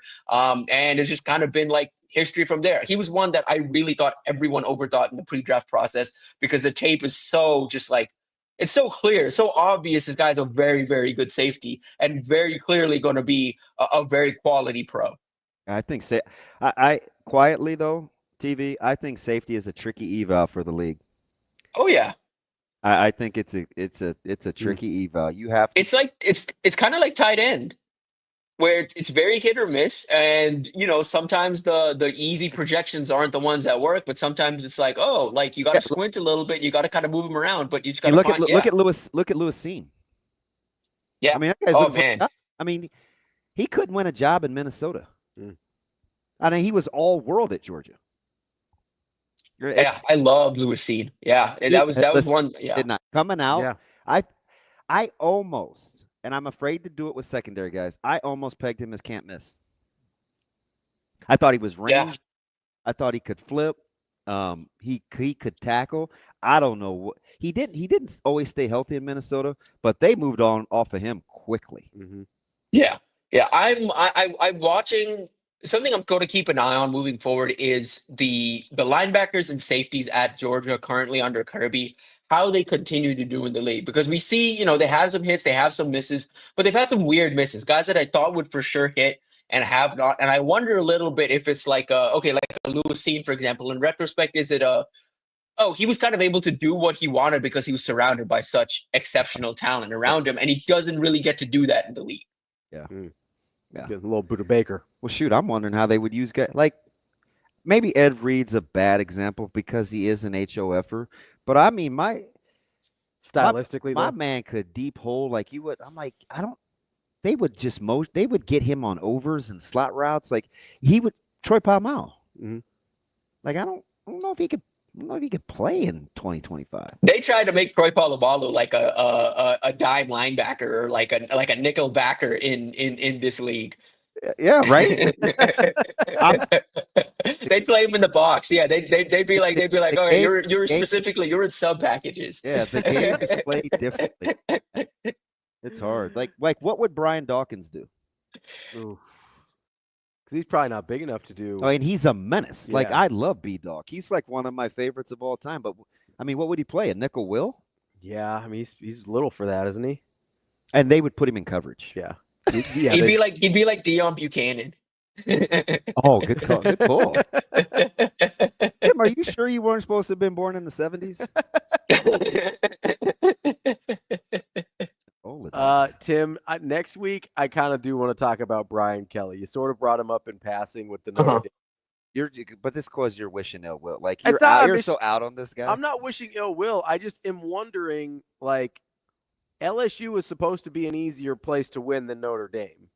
Like it just is, right? Yeah, it's supposed to be, but yeah, and so much of it, like, I wanted to get into it. We can definitely talk about it next week too, but like, man, dude, I like listening to recruits that are recruited by Notre Dame talk about Marcus Freeman. It's like recruits that talk about Matt Rule. Like, and it's to a different level because Freeman is younger and he's, like able to kind of connect with these guys at like a personal level and do some of the stuff. And like, he kind of is very hands-on in the recruiting process in a way that Kelly wasn't.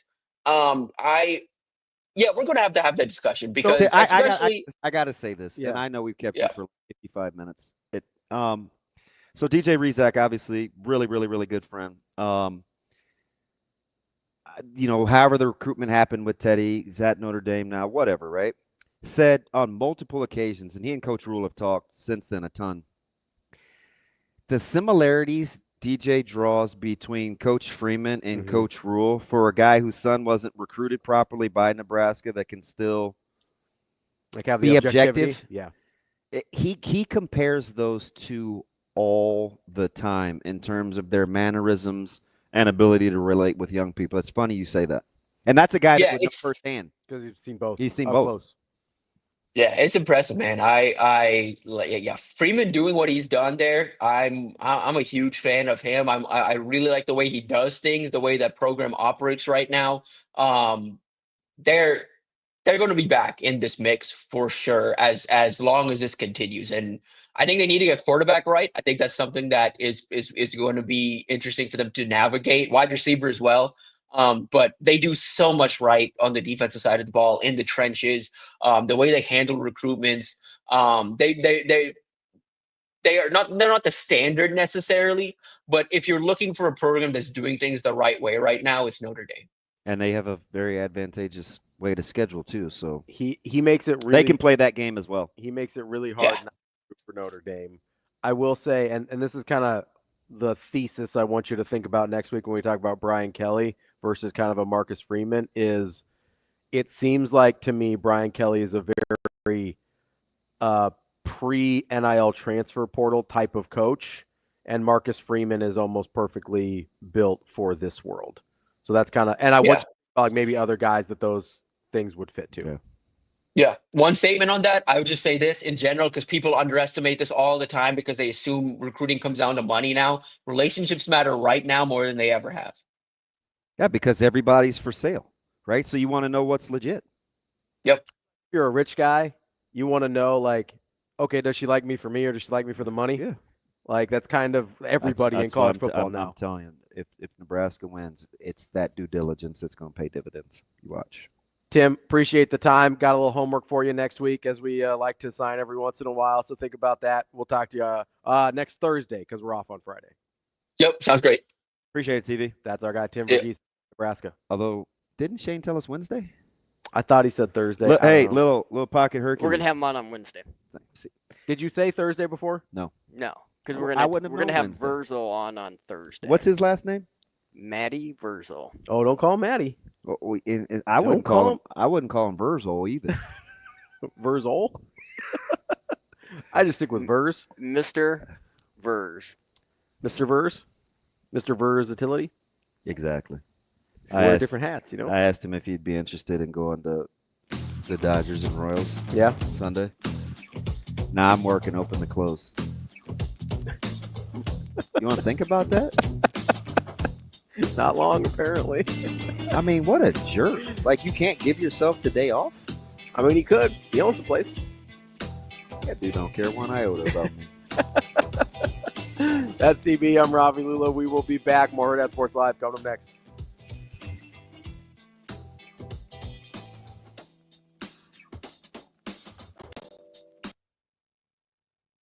Jackson, I know you've been here before, but what have been your impressions of Omaha and the CWS here? It's wild. The fan support for these teams is pretty crazy. I mean, obviously you have powerhouses like LSU, Arkansas. They bring all their fans with them, and it's pretty special. Yeah, it's cool. How special of a year has it been for you? I mean, selling out stadiums with over 100K people, that's incredible. It's crazy, definitely. And I look back to 3 years ago. Literally, I was at the College World Series and got a call from Jesse. He was like, "You want to play for the Bananas?" I'm like, yeah, I do, actually. That would be awesome. So it's cool to see, like, the trajectory that my life has been on for the last 3 years, and now being able to be a part of the greatest show in sports. I know they call this the greatest show on dirt. We have turf at Grayson Stadium now, so I guess we're the greatest show on turf. But yeah. How happy are you that you said yes to that phone call, and just how proud are you of your journey too? Very proud of it. It's funny because I didn't know, when I think about, like, how my parents thought about it at first. Like, my dad's a baseball purist at heart. My whole family's baseball purists. When I told them that I was doing TikTok and going to be on a dancing baseball team, they might have been like, all right, are you sure this is, like, going to have longevity to it? And it ended up all working out, and I'm just so happy where I am right now, and I wouldn't want to be anywhere else.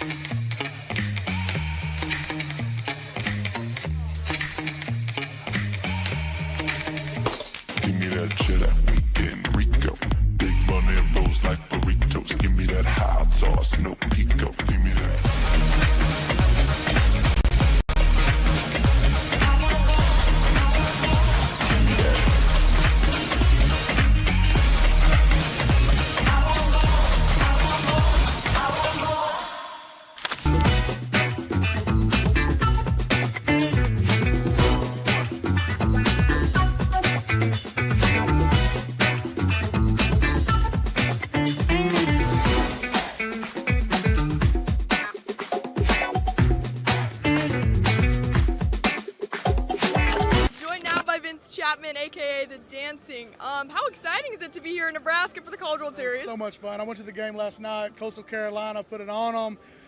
They're almost one of the underdogs. You know, I know that Murray State is the underdog, but man, to see Coastal Carolina and come out and show out what the season they had, and then a while ago, no hitter, like it hasn't happened. It was 1960, like Omaha showing out, like Omaha Hogs and Omaha, Nebraska. So it's been a great experience. These people, these fans are so awesome. Like I went to Rocco's a while ago and just hung out and took pictures with people, and the energy is just like a Savannah Bananas game because everybody's so happy. So it's a big resemblance on the fans that come to our games versus the people that are here.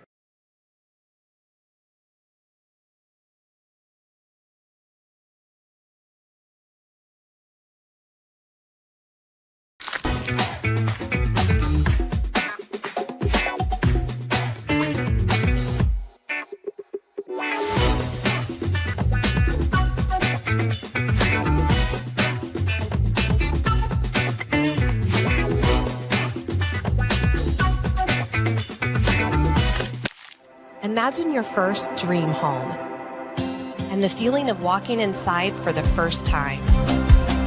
With Centrist Federal Credit Union's First Time Home Buyers program, you are at the doorstep of bringing your vision to life.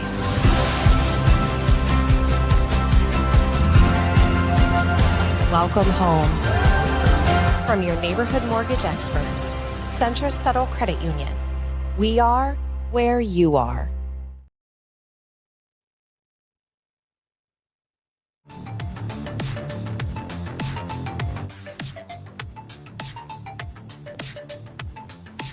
You're listening to Hurrdat Sports Live.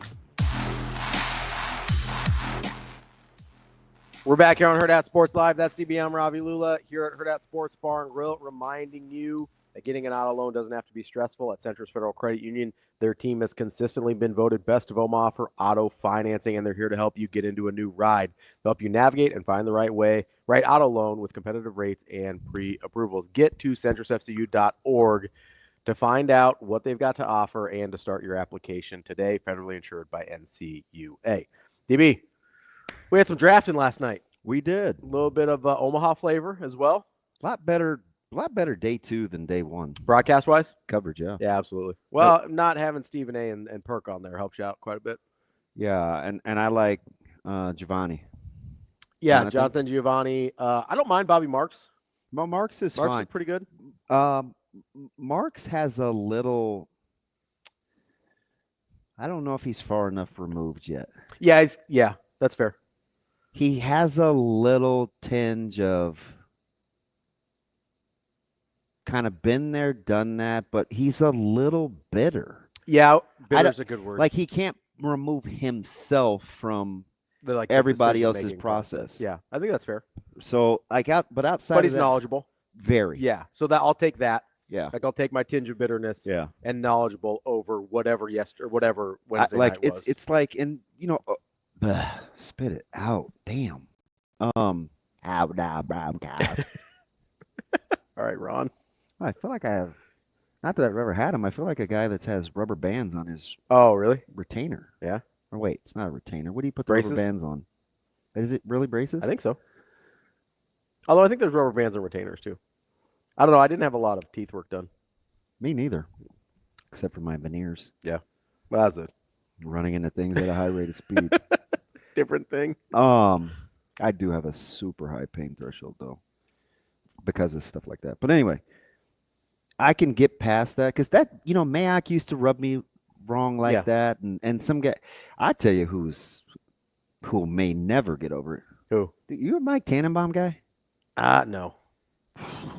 I'm not a Tannenbaum guy. I'm not really a Lombardi guy. That guy doesn't like anything. Yeah. Or anybody. I'm like, some Donna Summer here a little bit. Yeah. Yeah. But don't get out of my vibe. Do your own thing over there. I'm trying to. That looked weird, didn't it? That's. Hey, I got shooed as a grown man. Hey, Schnall's your guy. I do like Schnall. Lighten up, Alice. Yeah, so Marks is fine. I'm 48 years old. I do like if you're a hoops head, and you want to understand finances, I did like the apron discussion because people, it's important, and people don't get it. People don't understand it. Yes, like people that talk about this for a living don't understand it. They just don't understand it. And so I did like the fact that, because I'm not a Malika Andrews guy, but I did like the fact when she felt like they were using terms that the layperson may not know, she would ask Jonathan for clarity. To like it, yeah. So I appreciate that. I did like that. Yeah. Because I'll be honest, the new CBA, it's not really that new anymore, but the newest CBA is very complicated with the aprons and the luxury tax and the second apron. It's a very, very complicated system now. And not just because of how the taxing and the money works, but because there's other penalties that make it really difficult to get out of it. And different markers too, right? You know, third year versus and it's really fourth year. And there's certain ones where like, okay, if you're over the second apron, you can't trade 2 guys to get 1 salary back. And there's a lot of intricacies to it. Well, it would have people would have had a lot less consternation over KD if they understood the aprons. Yeah. Like KD couldn't go to Minnesota. Yeah. Minnesota was in the second apron. They could not trade 2 contracts to take KD back for 1. Like it was not possible under the current constraints of the CBA. They're basically building it so it's a hard cap. You can't play the long game. Yeah. The best thing that you can do, basically, is have picks. Yeah. Which is why I think, and listen, I don't love the way Brooklyn went about their draft, but I think it's why they kept them all. As Micah would say, they're still horrible. True. Like, come on, Breeze. They're in the East. Everybody's got a chance. But I think that's why they kept them all, because that's the most valuable thing you can is have multiple bites at the apple of getting a young guy. And then you have to hope that he doesn't get too good too fast so that you can pay him his extension without him having made an all-NBA team so that he really doesn't hammer your cap. Yeah. Like, that's the wild thing about this is you sort of get penalized for drafting too well. Oh, yeah. You just can't play the long game. And that's, I think, was the goal, but I think it's kind of a dumb goal. So is that 7 in a row or 8 in a row? 7 in a row, different champions. Yeah. I mean, that's how you want to do it. And if you look at it, like Oklahoma City's going to have like a 3-year window with this group because Shea won the MVP and he was already in the super duper max. Chet's going to be there pretty soon. Jalen Williams is going to be there pretty soon. Like they're only going to be able to do this for about 3 years. Yeah. Now you will have some decisions to make with like the Dorts and guys like that. Dort and Hartenstein. I bet you didn't know that Lou Dort went undrafted. Hey, did you know that Lou Dort went? I actually did know that because I remember they say it every. Yeah, I know. It's like, but you didn't know? I remember that draft and going through because I wanted Golden State to take him because I liked him coming out of Arizona State. Because I was like, there's a little Draymond-y there, like maybe like. Are you defensively? Maybe you're not surprised, but your memo to kids out there: don't just lead the NCAA or be a scorer. Like be a little more versatile.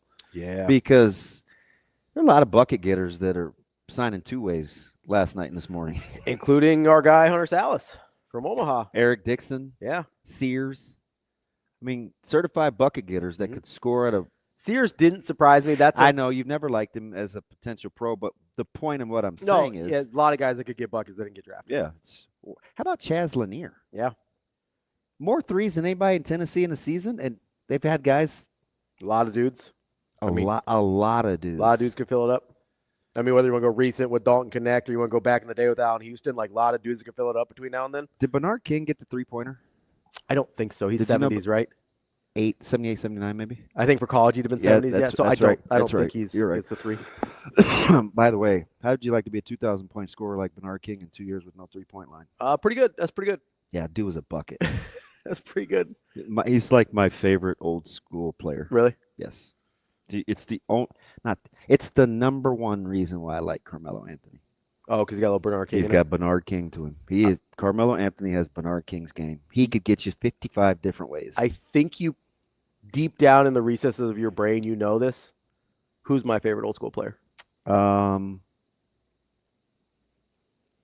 Similar era, maybe a little earlier. I think definitely. Maravich. There you go. Yeah. I'll say deep down, you know where it is because I've talked about it before. I love Pistol Pete. Yeah, it's just weird. How about? It's not weird. He's a skill guy. The funny thing is I'm done thinking for the day. Okay. I hope they don't need anything huge from me in Lincoln today because it's just you stretched me from 7 o'clock till now in terms of the depths of my mental range. capacity. Yes. Yes. Some of it I brought on myself though, but Yeah, you're I not mean, helping. the music is on you. I'm not taking the L on the music. That was all you. Well, it's the stuff you say that makes me think of the music. Yeah, I was the draft coverage was much better last night. There are some teams in big trouble, man. You should try being a Fakers fan. David, Chucky he signed a 2-way with Toronto. Yeah, I wanted to. Hunter got a 2-way with Philly. I'm well versed in thinking you're going to get drafted and having teams tell you you're going to be drafted and then you're not. I didn't even want my cake. Really? Yeah, my mom made this. I'm like, ain't nobody eating this. You just over it? Mad. Pissed. You guys want me to decide between Denver and Carolina now? How about not? Yeah, give me a minute. Still working through this. A couple weeks I should have taken. I made a better decision. I'd have been a Bronco. No. Carolina was super advantageous. So you loved living in Charlotte? And they only had one good returning back. Yeah. It was Anthony Johnson. I mean, Biak was still hurt. You know I love Tim Biak-Matuka. Me too. That's my guy. Me too. Randomly loved that dude for coming out of Michigan. I mean, African, French, Canadian. That's a combo. My man was trilingual. His dad was a professor at the university in Montreal. So Austin was down at Hunter South's draft party. Yeah, I saw him doing the interviews. He looked like he was about 5'1". What camera angle was that at? I mean, Austin. It's kind of how I felt talking to Pritchett at the spring game. Yeah, I was like, hey, man. Not that I just didn't stand on the chair. I got to stop just being an idiot. I don't know what it is. I don't know. I took 2 B12s maybe. Oh, so you're feeling a little spry today. I don't feel any different. Okay, well, I feel like it maybe did a line or two. That's what that B12 does, right? It's the energy. Which I would never. No, but he does say draft parties are really weird vibes at the end of the draft, which I can imagine. It's, you don't want to be ungrateful. Yeah. And you're still going to get an opportunity. You have your expectations. It's tough. Because I know I was miserable, but again, I've always imagined I didn't grow up this. till like a week ago, so I've always imagined this, but obviously I don't know. Like, even though some of these guys are going to end up in better positions because they didn't get drafted, I don't know about that. I mean, the 2-way's tough, man. A lot of these late seconds are getting 2-ways too, though. You're 15. Yeah, anything after Proctor was not a roster spot last night. Yeah, that's the way the second round goes. So where'd he go? 49th? Yeah, and then a lot of the guys, whatever Proctor was the last roster spot that the guaranteed that the CBA really pushed for. Yeah. But there's a lot of these guys even before that where the teams Remember are calling Proctor the 8 was going to be a first rounder? Allegedly. I was so sick of hearing that. I'm like, he's like 4'1", and who's he guarding? Not a soul. Oh, man, DB, man, that guy can shoot. You're a fan. You're a Duke fan. Yeah. Knock it off. Honestly, that was my big concern about some of the little guards that can't shoot are going to have a hard time. No, he can. No, he can shoot. Yeah, he can. But those are the two things. If you're a guard, out of the ball. If you're little or if you can't shoot, you're gonna have the history is not great for you. Yeah, that's why you're a big Fierce fan. No. He's not little though. He's what, 6'4"? Well, 6'4" in shoes. So I think the big thing was well, you don't play barefoot. I understand that, but they're like, oh, he's too small. He's 6'2", but it's like, hey, 6'4" in shoes, so he's probably all right. Yeah, but he can't shoot. Ain't nobody playing with 2-inch lifts. That's why they keep blowing out their Achilles. Achilles. Who's got another 2 inches in width? You'd be off the ground. They're just asking to fall off a cliff. You can get 2-inch lifts. He's on crack. Nobody that'd be getting awesome. 2 inches from their shoes. You get like 1.5 inches minimum. Oh, no. Okay, the third time, right? You gonna say an inch? No, you get 3.5 inches. I'm all in. Yeah, 3.5 inches probably. It's about all you got. You ain't got a lot of choices. Yeah. KB's wondering what happened to my heads. KB, I don't have my vehicle, and I'm traumatized. I do not appreciate you reminding me that I do not have any bobbleheads today. They're in the back of my truck. If there was any reason that the mechanic had to go in my trunk, he's going to be like, Why do you have all these cutouts? Could be a little odd. Could be seen a little strange. Especially the range. Yeah. You got like Elon Elon Musk and Drake and Trump. And, I mean, you put them up when you drive. Bo Jackson. You put them up when you drive. You want a car load. You put them in, so you got like the carpool lane. You just got the heads going. This dude might be as special as they get. I like you, man. A lot better than this dude. Kyle asks, how the hell did Bryce not get drafted? I told you he wasn't going to get drafted. I told you that. So, and as of this morning, I hadn't seen anything yet. I hadn't seen him get signed yet either. That's surprising. I'm just saying, like, I told you he wasn't going to get drafted. Okay. I mean, I was right. Okay. Let's get to Mike Sautter coming up next. And you have to have that. Our point guard, they're an extension of the coach over there, and I've been impressed with he and Kendall in that role. And Kale certainly is a guy that can play minutes for us at the point. Sam is getting some reps out there as well. And then again, our bigs, the other thing, with our bigs, not only ability to shoot, but I really think that they all have the ability to play make. You saw what Rink did for us a couple of years ago as a guy that initiated offense for us. But I've seen same thing out of Oogie. And Jared certainly has that ability. BK, who's in really good shape right now. I was really impressed with the way that he came in. And then Leo Curtis, may be the surprise for all of us so far in what he has shown. He's an unbelievable basketball IQ, really skilled, has a great touch, can really shoot the ball. Still got to grow. Body needs to get more mature, and I think we all knew that coming in. But what he has shown with his skill set, we're really happy.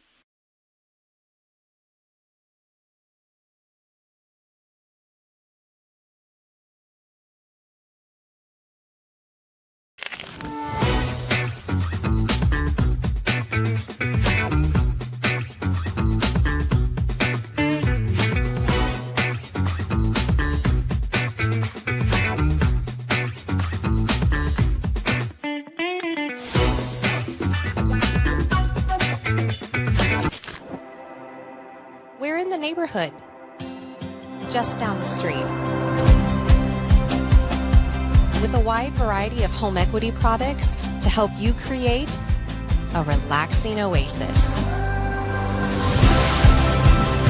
So you can kick back and relax in comfort. Centris Federal Credit Union. We are where you are.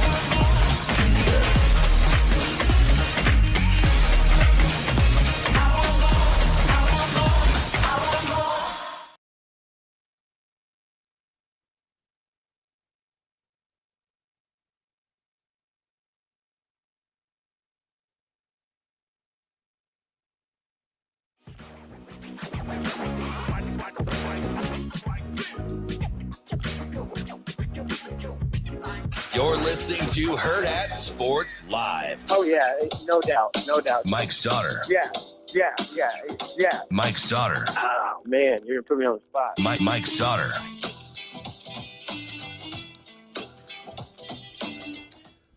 We're back here on Hurrdat Sports Live, presented by Centris Federal Credit Union. That's DB. I'm Ravi, Lulla here at Hurrdat Sports Bar and Grill, reminding you get 75-cent wings Saturday and Sunday here at La Vista or in Gretna. Make sure you come check out Hurrdat Sports Bar and Grill. We are joined now by Mike Sautter, our guy from NEBPreps. What's going on, Mike? Well, I got lucky. I just kind of serendipitous found this table. Serendipity? Serendipitously? Sure. Found this table in this quiet hallway outside of the convention hall where this wrestling's going on, which is loud in there. Hey, so How are we feeling, man? I always love that you.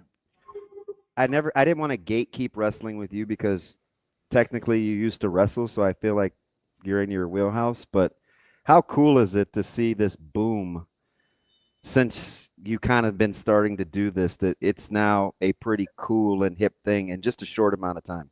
Yeah, it's become like a cool thing to do, right? It was always a cool thing to do because, I did it in high school. Well, yeah, because you wrestled at what, 112? Come on. Yes. Oh,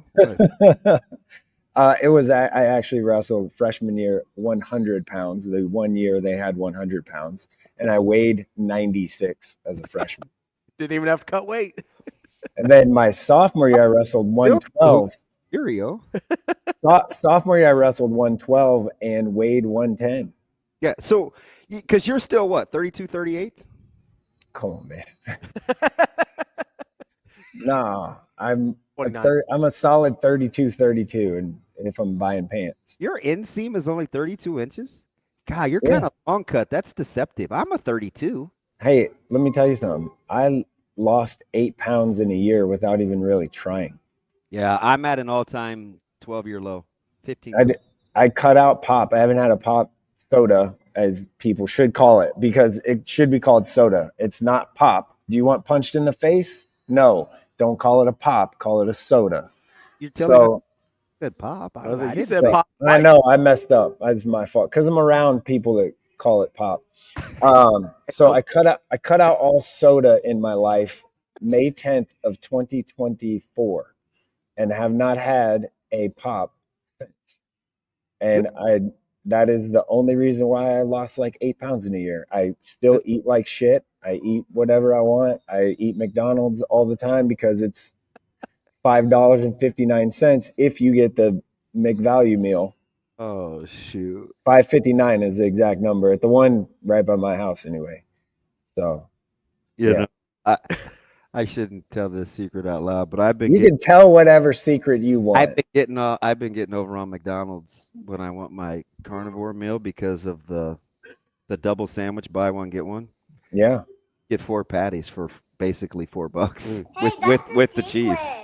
Yeah, I mean, it's like fun. You're just like feed the birds. Hey, can I tell you guys something? I'm looking at a palm tree right now, so you guys have fun.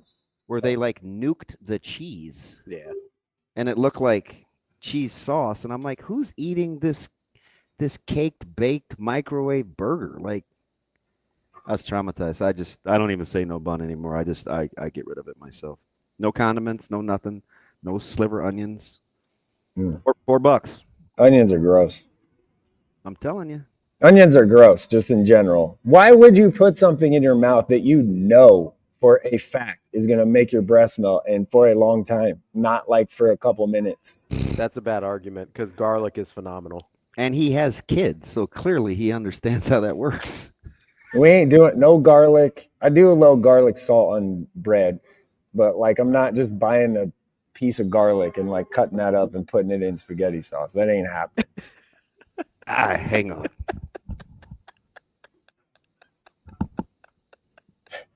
Usually that's something I would say. The same thing like onions. I'm not just cutting an onion up and eating that either. Garlic's phenomenal, man. I don't know what you're talking about. Like garlic makes everything taste good. It's not phenomenal. It's really good. Garlic's really good. It's like a key, like flavoring. Like it's a key. Phenomenal? Yeah, garlic is great. I love garlic. Not for your boy. Not me. Oh, strong. I mean, we're like splitting hairs here. What are scallops? Oh. Yeah. Those are phenomenal. Okay, fair. If we're going on the scallop scale, garlic is very good. I mean, anyway, Jerome. I had some. Let me tell you something. I had some sushi the other day down here in Fort Lauderdale, where I'm at. It was amazing. Yeah, sushi is incredible because it's fresh. Like it's right there. It is pretty much incredible. Can I dispel this rumor here for a second here about the fresh sushi? Because they fly. Go ahead. The floor is yours, my friend. Like, it doesn't matter where you are, because in order to make it edible while raw, you have to flash freeze it anyway. Correct. They fly it in, so literally Florida and Omaha, there's no difference. That's why one of the best sushi chefs in the world is in Omaha. It was good. I'm not saying it wasn't good, but like it doesn't have anything to do with the freshness of the sushi. That's all. Hey, it might have been the 7 shots of Don Julio small margarita mix I had though too. I like the self-awareness there. That's probably more accurate. Did I send you that video, Damon? Yeah. I was sending that video to a lot of people. How many deep? 7. Chased it with the margarita I was finishing. It was a night. And you know what? It wasn't quite like Arkansas night though. Not that. It didn't get to that level. So you know you didn't do yourself any favors being above the camera because it already makes your eyelid. It already lowers the perspective of your eyelids. Right now, you mean? No, just in general with how you film yourself when you. I'll send it to you, Ravi. I didn't film myself. People did it for me. Ravi, I'll send it right now. You can watch it. All right, I'll take a look. People did it for me. I'll take a look. So what are you seeing out there in the? Well, let's talk draft first. All right. Let's talk draft first because, in what world did you envision John Tanji going before Hunter Salas? Not really. I mean, as the mocks got closer, it did. Let me tell you something about John Tanji. Go ahead, because I love him. Marcus Polk. Yeah. He has been on the John Tanji train forever. Remember when he used to do his videos? Yes. Marcus was on John Tanji train like when he was a junior in high school. That dude has rode with that guy for a long time. So, so I just have to clarify that. But John, it's really neat to see because if you ever talk to John Tanji, he's like the nicest human ever. And pretty cool to see that. But no, everyone obviously would have thought that Hunter, from an NBA standpoint, would have, been that guy. I just wonder if because it didn't work out for Hunter at Gonzaga, that was a knock maybe. I don't know. I hope not. I can't believe that would be. But I think Philly is a good spot for him. You think the context of the expectations of their recruiting profile had anything to do with it? Like, usually, if you're a 4 or 5 star guy like Hunter was coming out, you come out early, even if you haven't been that successful, you tend to get the pedigree, you get the benefit of the doubt. We've seen that with a ton of guys, right? But if you get out and actually turn into a good basketball player, then it's he didn't pan out as a 5 star, so we don't really know what to do with this guy. Whereas Tanji has kind of grounded out to become this really, really good basketball player through 3 different stops and kind of being overlooked his entire life to, oh, holy cow, this guy can just get buckets at will in the Big Ten. How much do you think the expectations of the recruiting profile has to do with it? Yeah, I think there's a lot to do with that. There's that's probably fair. I mean, John Tanji was a negative star. He wasn't even close to anybody's anything until December of his senior year of high school. That's when he started popping, right? Yeah. And man, and it's pretty neat to see. But I think you're right. I mean, if you have his work ethic incredible though. Yes, but he does work. He works hard, and I hope he sticks. I hope he can make it at least for a little bit, right? The biggest thing of just locally, was Kalkbrenner getting drafted later than I thought. Zach Edey showed you that. That's about the range. I mean, you were looking at probably 28 to 30. And he got the ideal team. Yeah, because they don't have any centers left. Yeah, it's great. It's for him. It's a great spot. He got a lot of love on SVP last night too. Marks was talking about him and was like, hey, that guy can play 15, 20 minutes right now, tomorrow. Yeah, right now. And the funny thing about that too, Jerome, is it's weird in which age isn't held against you and some spots where age is held against you. Yeah.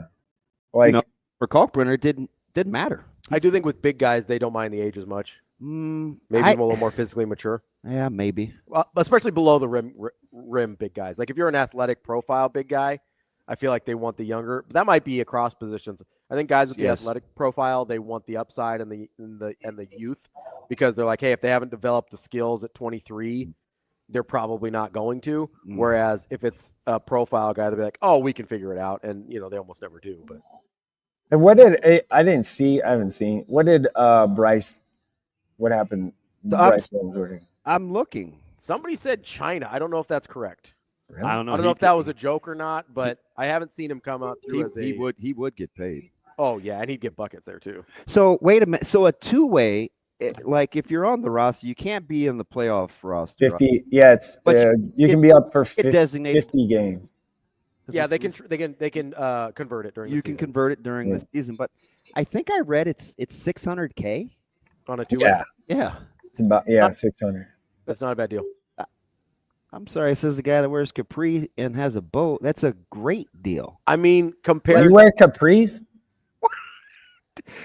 Not 600K is not a bad deal. I'm saying compared to like first round money where there's a significant drop off, or to traditional second round money where there's also a significant drop off. Bougie Lulla over here.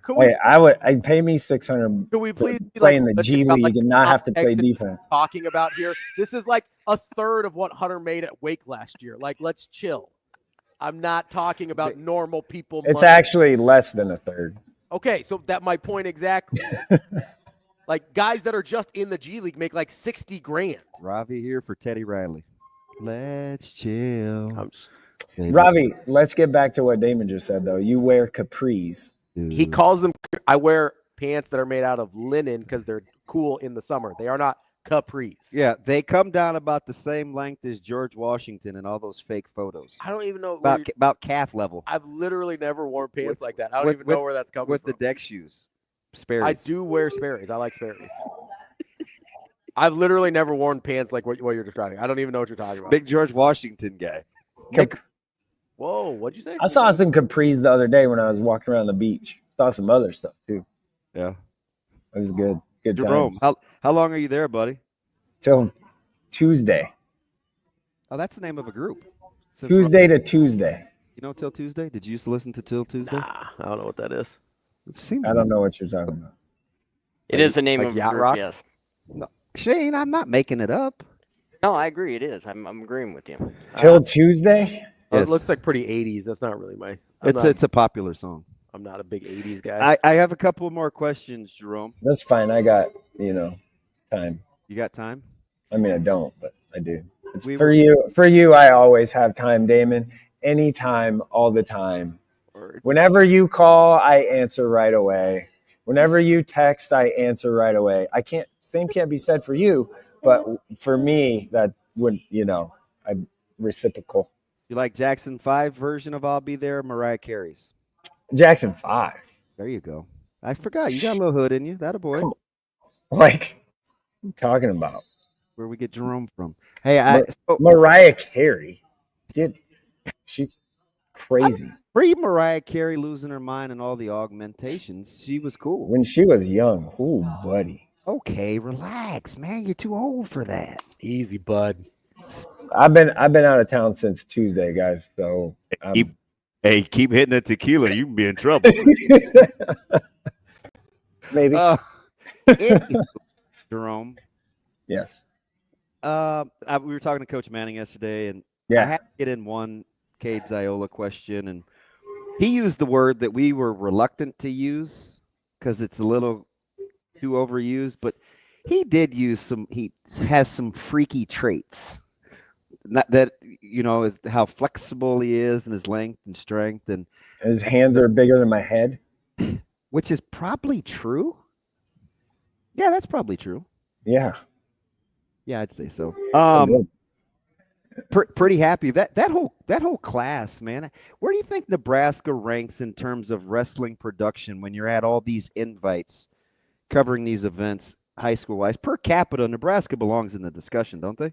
Yeah, they're up there. They're pretty good. I mean, it's not Pennsylvania or Ohio. I mean, they only have us by about 6 million people. So I mean, Texas, right? Like all that. But yeah, go to Florida or down here. The kids so far, yesterday was the first day, so they're doing well. And then when I go up to Fargo, they do well too. Like there's always a handful of All-Americans and all that. And then from a just overall recruiting standpoint, it's been really good the last handful of years. And Cade obviously was the highlight guy of that. I did saw a photo of him and Ferrari practicing against each other yesterday. Yeah, how about that size differential? That dude is huge. AJ must be a monster. He's huge. Like just looking at them, like standing up, I was like, "Whoa!" But they have a lot of guys on that roster. I want to see if they can crack. Like Lamer. Some of these guys I want to see this year that have kind of been in the program, because I think kind of penciled in like 25 through 57. Well, 57's pretty much. Well, Entro, he's gonna move. I wonder where he's. Yeah, I would go up. I would think he'd go up, right? Let's say for like 25 through 49, they've got is going to be highly, highly competitive. Yeah, where did you put like a Lordson in that group? Like, is he going to be the 25, or is I heard he's getting pushed a little bit there too. So. Well, I mean, Van D had all the success. It's true. It's going to be tough. That room will be real tough. But how about the competitiveness? Right. No, I mean, it would be fun to just like go to practice and just hang out. Yeah, and he'll let you too. Yeah, I might do that. I'm gonna text some people. Yeah, just make sure you spray yourself down. Hey, let me tell you, some of these kids here are not clean. Listen, I don't know why they keep playing with fire. It's like you walk around while you look like you have a one of those die-cast maps that you used to do for grade school for skin. Looks like a topography map. It's like, yeah, that's probably not healthy. You need to clean that up. Yeah. And also like you're walking into a very public, this is a damn convention center, and you're walking into a convention center men's restroom with your wrestling shoes on. Yeah. Standing in front of a urinal. That's not clean, but like you probably should not be walking back out there and be like, "Oh, let's go wrestle." No, that's fucking gross. Hey, are you following this Carter Staroki stuff at all? No. All I don't right. know what you're talking about. It's no fun. I need my wrestling heads to get involved in this. Basically, never mind. You need to get having some issues, and one of them is a former teammate in Bo Bartlett, who's going to carry a ton of weight in terms of what he's been saying about Carter. But I don't know, some weird things going on up at Penn State potentially if anything comes of it. Google it, and we'll talk about it later. Imagine.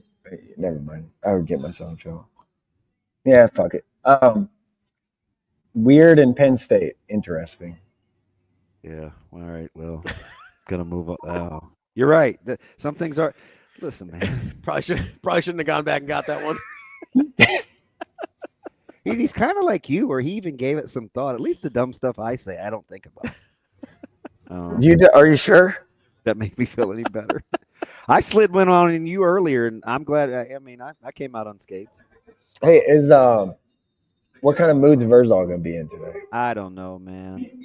I made a pitch to help me get out of town and have little boys time, and this dude told me he's working. And where are you going?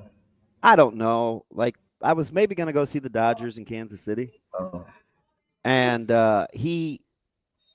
the same timestamp is on the text, so he clearly didn't give it much thought, right? I think immediate response.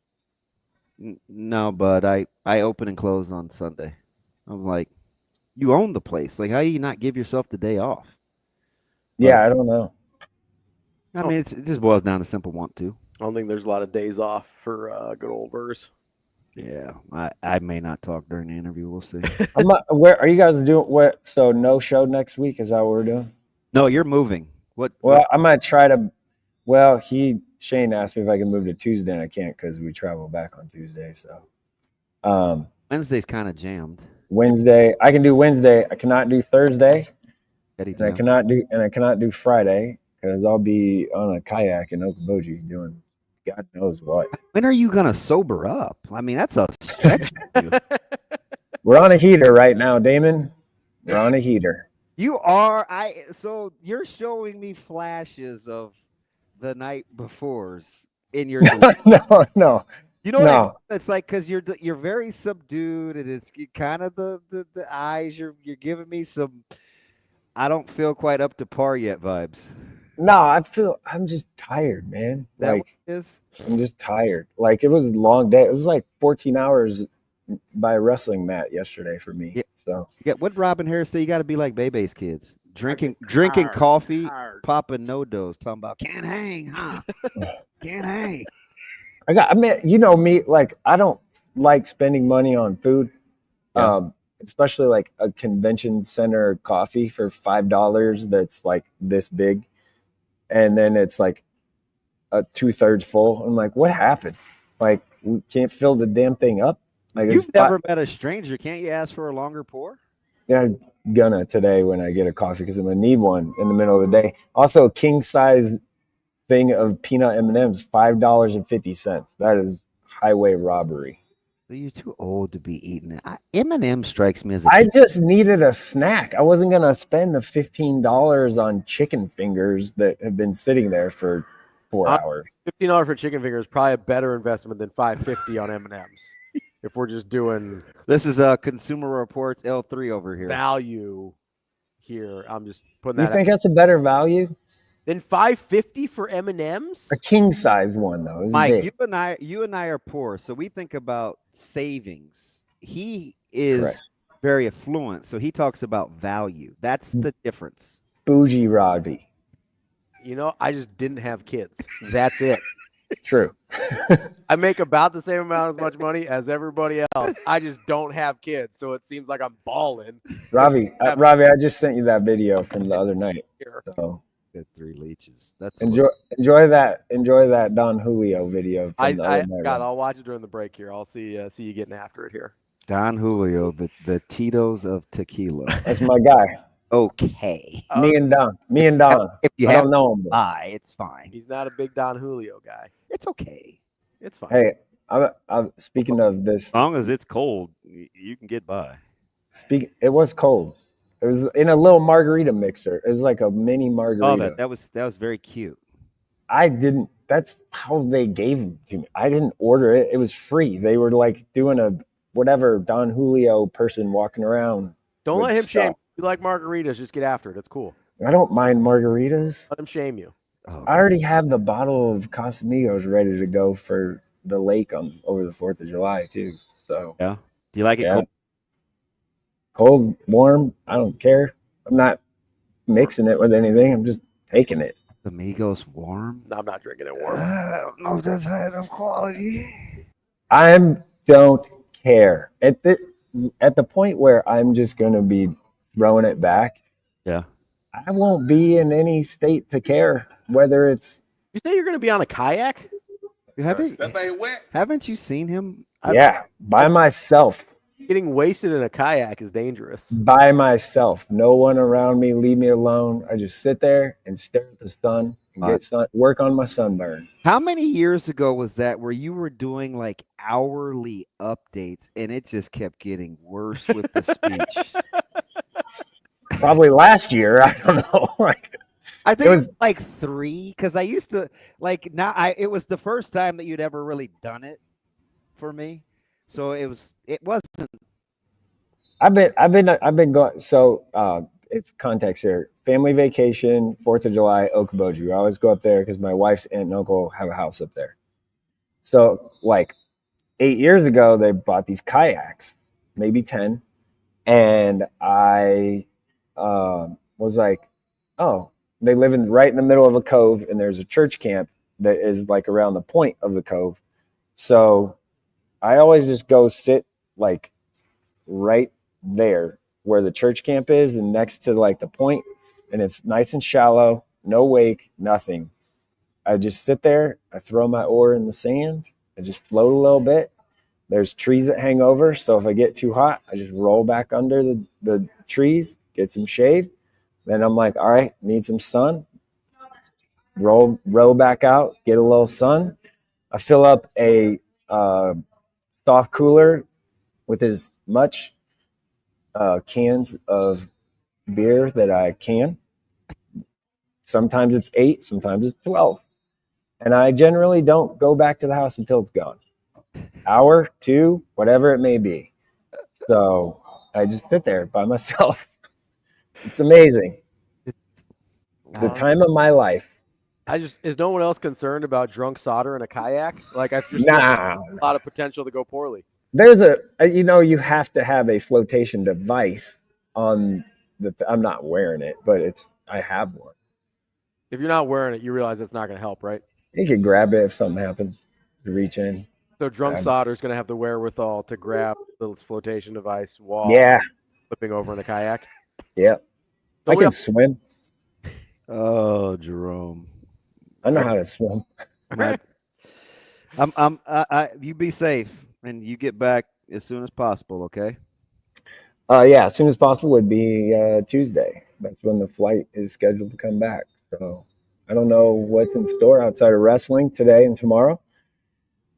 I'm not sure what else. If I had to guess. Hey, what's around there to eat? I actually think that area is a little overrated, but far be it lives in. There's, I'm trying not to do chain stuff, right? Like, that's like people are like, let's go to Outback, and I'm like, Outback? I can go. I like Outback. I don't mind Outback, but I can go to Outback any day. Anywhere. Like, you can just get, like, there's one down the street. Yeah. Kieran Meek, Miller South. He walked in last night. He DoorDash. These kids spend so much money on DoorDash. It's unbelievable. I'm like, look, man, walk around the corner. There's stuff. So Kieran Meek walks in or gets DoorDash. He's getting on the elevator. I'm getting on the elevator. He gets Olive Garden. And I was like, what are you doing? You know what, though? I could see it. Yeah, he's pretty low. He is. He's pretty low maintenance. What you see, what you get it. That right there, there. man. He looks like he enjoys breadsticks and all you can eat pasta and keep it for $9 and moving about his business. Hey, he had a comeback yesterday. He was down like 9-1 early. Came back, won 13-12. So I think the new scoring system last year or two has been fantastic. Speeds things up. And the whistle doesn't blow near as much, and you can catch up in a hurry. Yes, you can very much so. Hey, did you guys see that throw, that headlock, the Kyrie Callaway? Like, they just chucked some kid? Yeah, that's pretty good. That's dangerous. It's pretty good, though. Very dangerous. It's pretty cool. But he's explosive, so. It was cool. I don't care if he hurt him. It was just sweet. Jeez. I don't know that kid. Like all right, Jerome. It's time for you to go now. I'll talk to you later. Have fun, bud. Hey. What? Have a great fucking day. Thanks, buddy. I'm just saying, that whole DoorDash thing, like, that's why everybody that has kids thinks I'm rich, because ain't nobody DoorDashing but me. Right? He's getting in the old vehicle and going, aren't you? Yeah, nobody's in my house on my bank account getting DoorDash without my knowledge. That does not exist. Shadow and Doug and Rocky aren't getting on their cell phones and being like, oh, we think we need some DoorDash and dog treats over here. That doesn't happen. You know Sauter's nuts, right? Yeah, I know. He's going to drown in a kayak. Dude is certifiable. Like, I'm sorry, being drunk on a kayak is not safe. To each his own. Not safe. It's not like there's sharks. No, but there is water to drown in when your drunk ass tips over. You probably touch bottom at some spots. You only need a little bit of water to drown in. That's true. It's just cover enough to cover your nose. I read the other day somebody drowned in the bathtub. Yeah, that's plenty. That'd be gross. Not a good way to go. Yeah, swallowing butt water? No. Anyway, again. Sounds like the name of an 80s band, Swallowing Butt Water. Probably should have thought about that. Nah, till Tuesday. We'll be back. More Hurrdat Sports Live. Jackson, I know you've been here before, but what have been your impressions of Omaha and the CWS here? It's wild. The fan support for these teams is pretty crazy. I mean, obviously you have powerhouses like LSU, Arkansas. They bring all their fans with them, and it's pretty special. Yeah, it's cool. How special of a year has it been for you? I mean, selling out stadiums with over 100K people, that's incredible. It's crazy, definitely. And I look back to 3 years ago. Literally, I was at the College World Series and got a call from Jesse. He was like, "You want to play for the Bananas?" I'm like, "Yeah, I do actually. That would be awesome." So it's cool to see like the trajectory that my life has been on for the last 3 years, and now being able to be a part of the greatest show in sports. I know they call this the greatest show on dirt. We have turf at Grayson Stadium now, so I guess we're the greatest show on turf. But yeah. How happy are you that you said yes to that phone call, and just how proud are you of your journey too? Very proud of it. It's funny because I didn't know, when I think about like how my parents thought about it at first. Like my dad's a baseball purist at heart. My whole family's baseball purists. When I told them that I was doing TikTok and going to be on a dancing baseball team, they might have been like, "All right, are you sure this is like going to have longevity to it?" And it ended up all working out, and I'm just so happy where I am right now, and I wouldn't want to be anywhere else.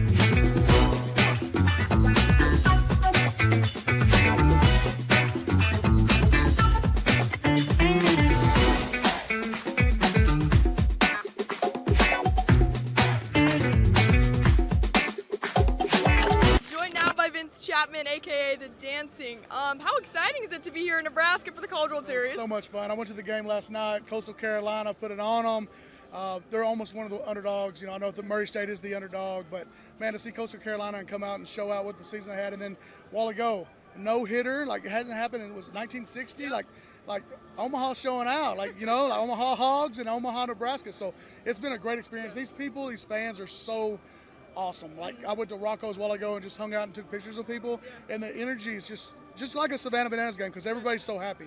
So it's a big resemblance on the fans that come to our games versus the people that are here.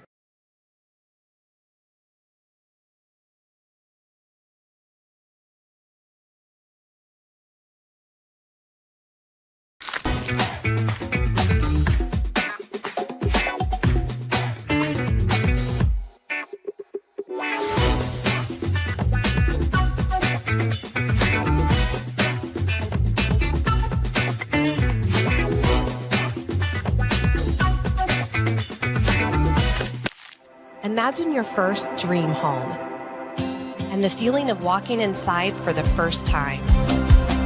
With Centrist Federal Credit Union's First Time Home Buyers program, you are at the doorstep of bringing your vision to life.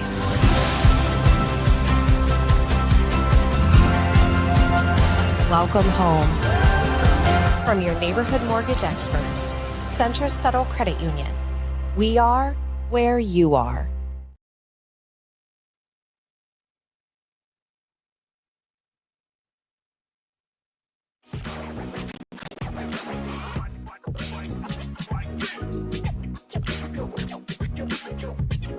You're listening to Hurrdat Sports Live.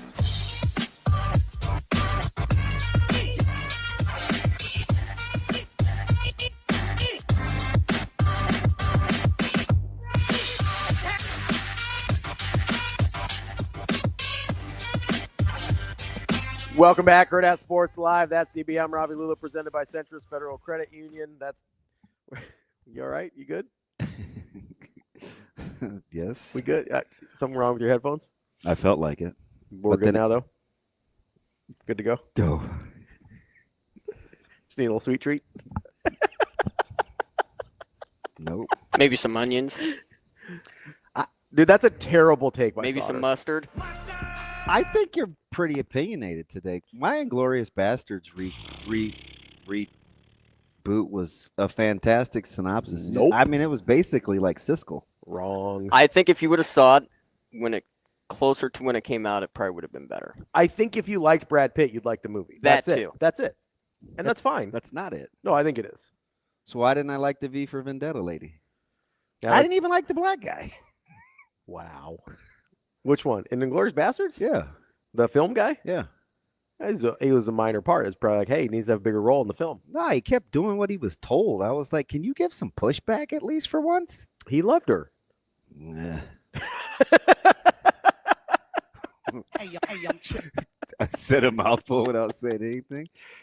Again, I'm going to say It's this. just a funny noise. I'm going to say this. It's a good thing I'm secure as much as you laugh at me. And because at some times I'm not even trying to be funny. Yeah, that's my bad. No, you couldn't care less. I do care. I just can't stop. So there is a difference. Like you're really trying. I'm not going to say I'm putting a whole lot of effort in, but if at some point I genuinely hurt your feelings, I wouldn't like that. Yeah. Okay, it's fine. And then at that point, maybe I'll try and reevaluate. I have not gone outside to touch grass since when? It's been 3 weeks. It's been a while. It's progress. Yeah, so we're doing all right. See, good job. We're nailed it. Can I ask you a question about some people that need to touch grass, though? The floor is yours. Well, you gotta understand. I wanted to ask Wyatt about if he tubes on the Elkhorn River like his old neighbors. Doesn't give me Wyatt vibes. That thing wet. Like culturally, that doesn't seem like something I see a lot of people that look like either Wyatt or myself or you doing. I think tubing on the Elkhorn River is a very white activity. Fair assessment or no? It's a popular thing. There are a lot of whites in Nebraska, Shane. I'm gonna have you piece this together so I don't have to say it. Okay. You lay the breadcrumbs for me? Yeah. Okay. I want you to think Mekong, cultural. Like, what about that says that'd be a good idea to hop in? Like, where would that have originated? I think it's a pretty white activity. That's all I'm gonna say. Do you know what I mean? Yeah. No. People chomping at the bit to get in the old Mekong River? I don't think so. I think that's fair. Is that enough context? Yeah, I think so. Yeah. It has to have started somewhere. Yeah. You know? I'm not going to take that any further. During colonization, there were lots of streams, and so it probably just it's probably more ingrained. It came a little more naturally. Yeah. Through the generations. Yeah, the old Colorado. Whereas greater than the Mekong. Some other people, water signified bad things. I don't want to make overgeneralizations, but all right, back to the people. What's wrong with water? I mean, you can drink it, you can bathe in it. Apparently, he said it's called assimilation. Fair enough. Fair enough. Well, why didn't we ever learn how to swim? Might have helped you get out of some sticky situations. Okay. That thing wet.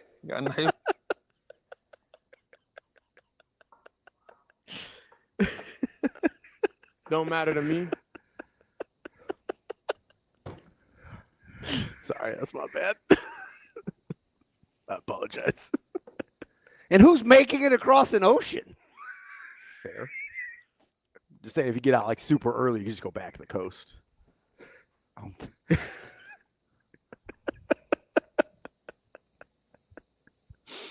You good? Yeah, it's fine. It's fine.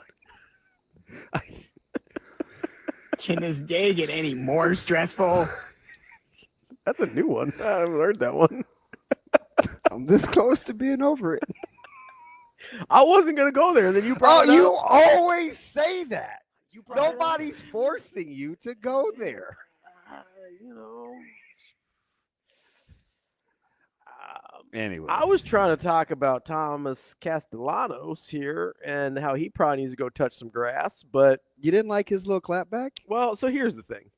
I've actually you gotta kind of set it. Yeah, so I don't assume everybody's listening to random Florida State quarterback talks here. So he went in or he was asked about Florida State's game against Alabama coming up this year. And basically he was. Did you see what happened to my ring? I did not. We can look for it after the show. I hope it might be in this. Hey, Shane, you want to go check in the bathroom sink and see if my ring's in there? I just washed my hands.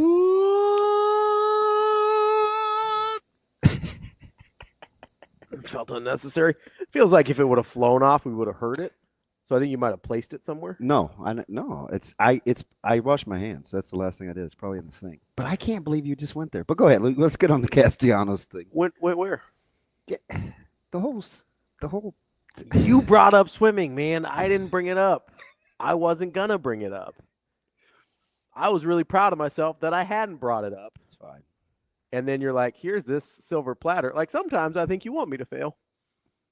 I think you're just like, hey, we're gonna put this up there, see if he can help himself. No, because you know I cannot. I'm fairly other-centered. I cheer for you. I want you to have a ton of success. So Thomas Castellanos, I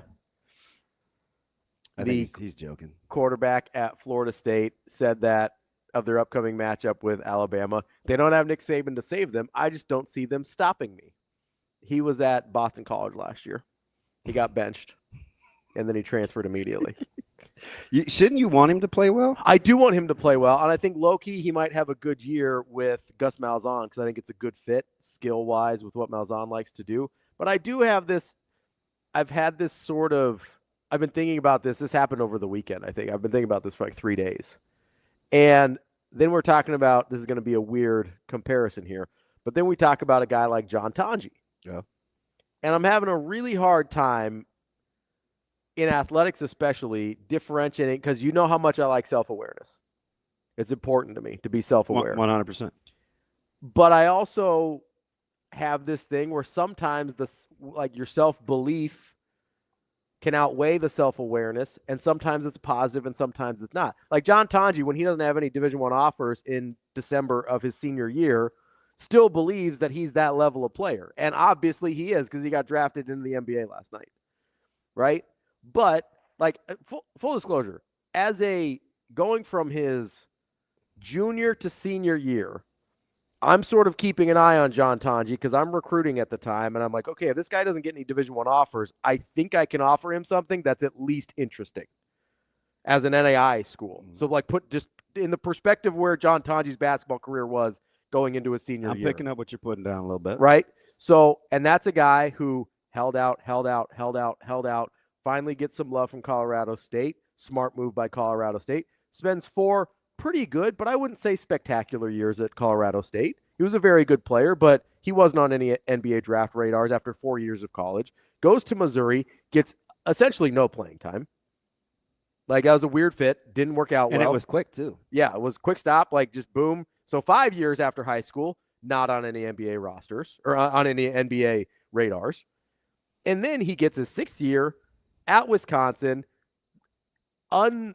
Miraculously, Greg Gard finally turns over the offense and says, hey, green light, buddy, go for it. And then we see this version of John Tonji that has previously not existed. And he had to have self-belief that whole time that this is who he could be.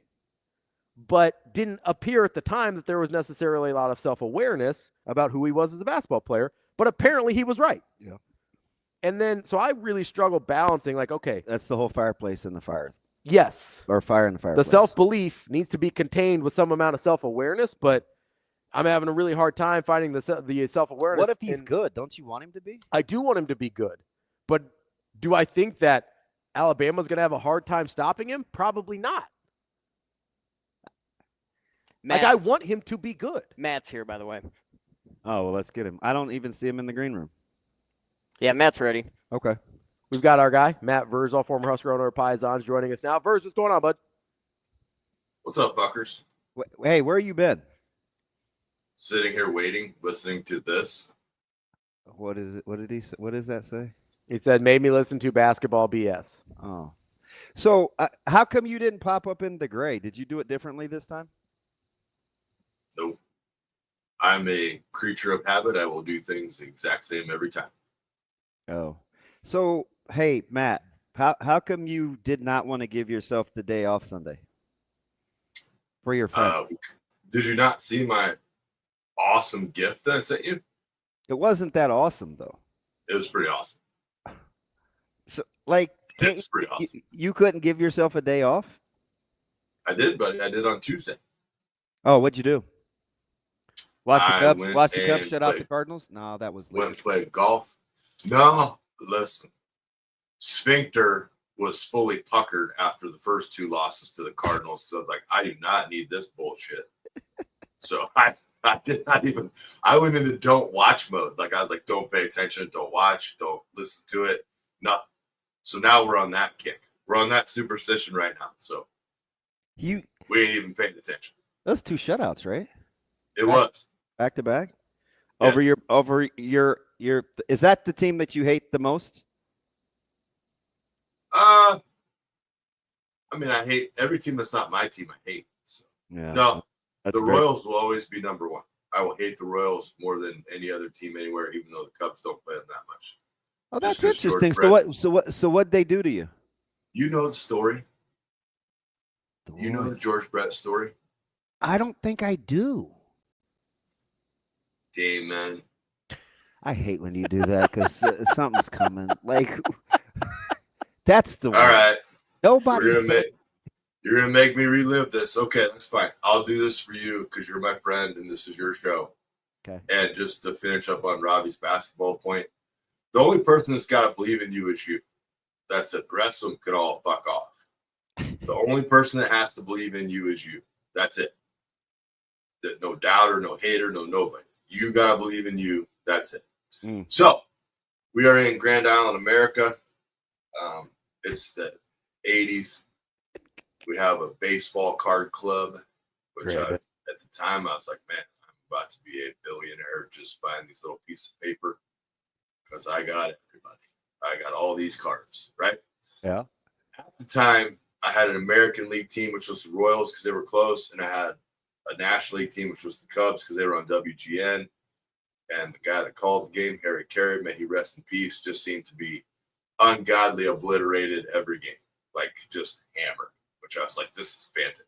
You can get a job and get drunk and call baseball games. So we get the little trip planned. We're going to go down to KC. We're going to watch the Royals. Like, oh, man, I got a George Brett rookie card. It's in the little plastic thing. I'm going to get this guy to sign this. This is going to be worth probably $4 billion. I am retiring at like age. At least $1 billion, right? I'm retiring at age 14. Like, peace out. See ya. So we get loaded up. We're in the vans. We get to Kaufman. And we are like, it's us and the sweepers. Like, we are the first people in the stadium. We're in the right and left field section. And then, okay, they're doing BP. I'm like, this is awesome. These guys are raking. It's great. So then it kind of gets to the point where the security guy's like, hey, you guys can go over and get autographs now. So we sprint over. So I'm standing on the third baseline. And I'm in line, being respectful. So George Brett, he signs this kid's card, skips me, signs the next kid's card. Wait, did you have the little hairdo that you have when you got to college? Was it the little swoopy comb over thing? That? No, I actually had. This will be very counterintuitive, but it's putting up with people like you that stress me out and made me lose my hair. But I had a lot of hair. I had just part. I'll show you my senior picture someday. I had some flowing. I thought maybe it was the way that you looked that he was like, not that kid. Well, rude. Okay. You don't have to write it down. I'm Okay. So I'm in line. He skips me. He goes to the kid next to me. I'm like, he just missed me. I was unbelievably polite. Mr. Brett, will you please sign my card? So I waddle back up, go over, come back down, back in line. Signs this kid's card, skips me, signs the next kid card. Were there other heavy set kids? This is getting rude. Can I finish the story? So I'm trying to. Now I'm getting pissed. I go, rage is building. Waddle back up, move back over, get back in line.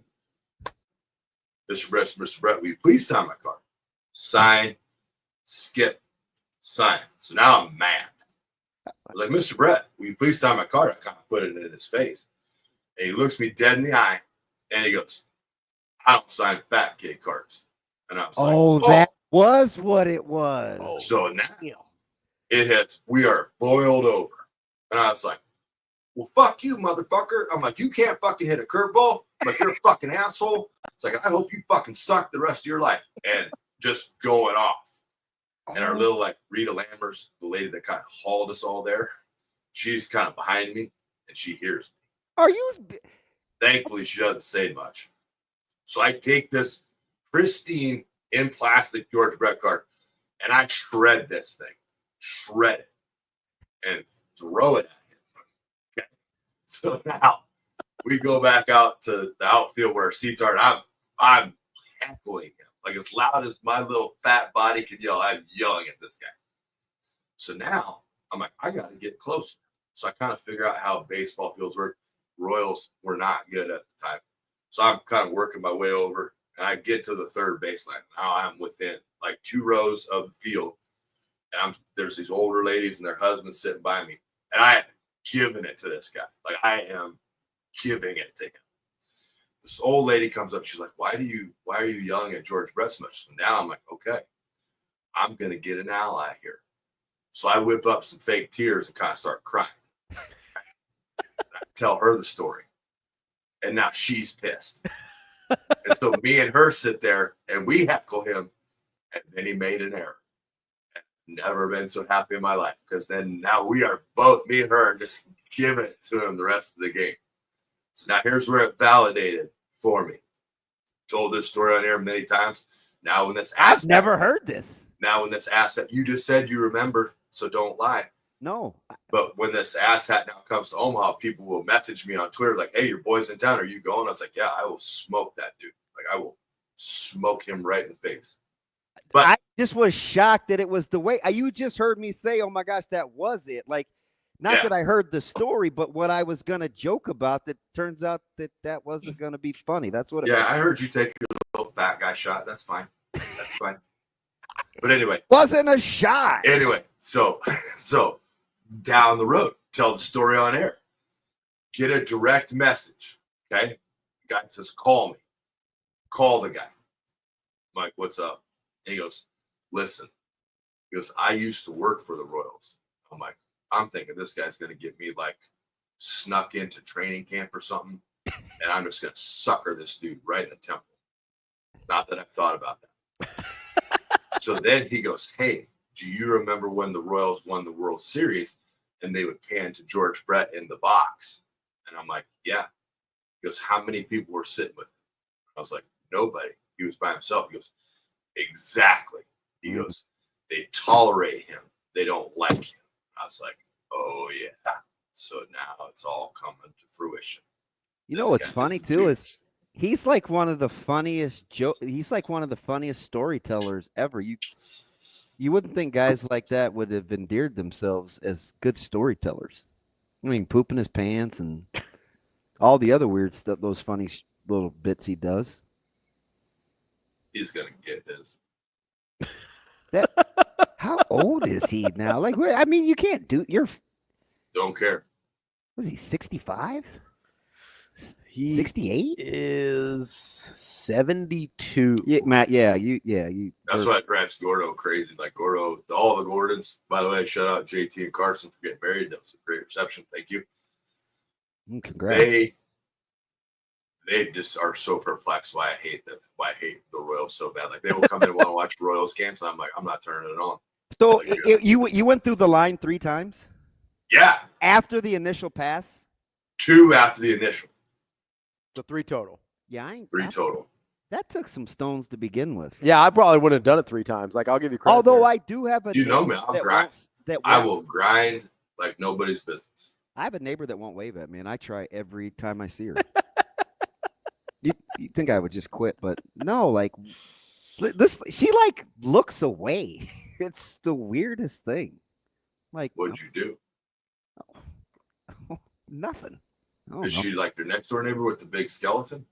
No, she's the one that has the cool brown shutters. She's right on the corner. Oh, yeah.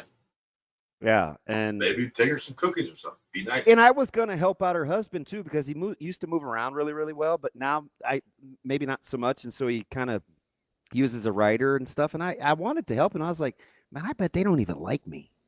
Maybe she's my blood relation, and she realized that you are. I don't even know why you Didn't said. think about that, did you? No. Maybe they know how mean you are to me on air, and then they don't want to talk to you. Oh, says the guy that wouldn't spend 3 hours with me. It's not that I didn't want to. It's just that Sunday is training day. I told you that a month ago. Okay, I have a question though.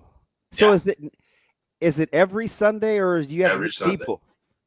What are you retraining? New people. I haven't seen a new Just because you don't see them, don't mean they're not there, bud. You come at the same time every day.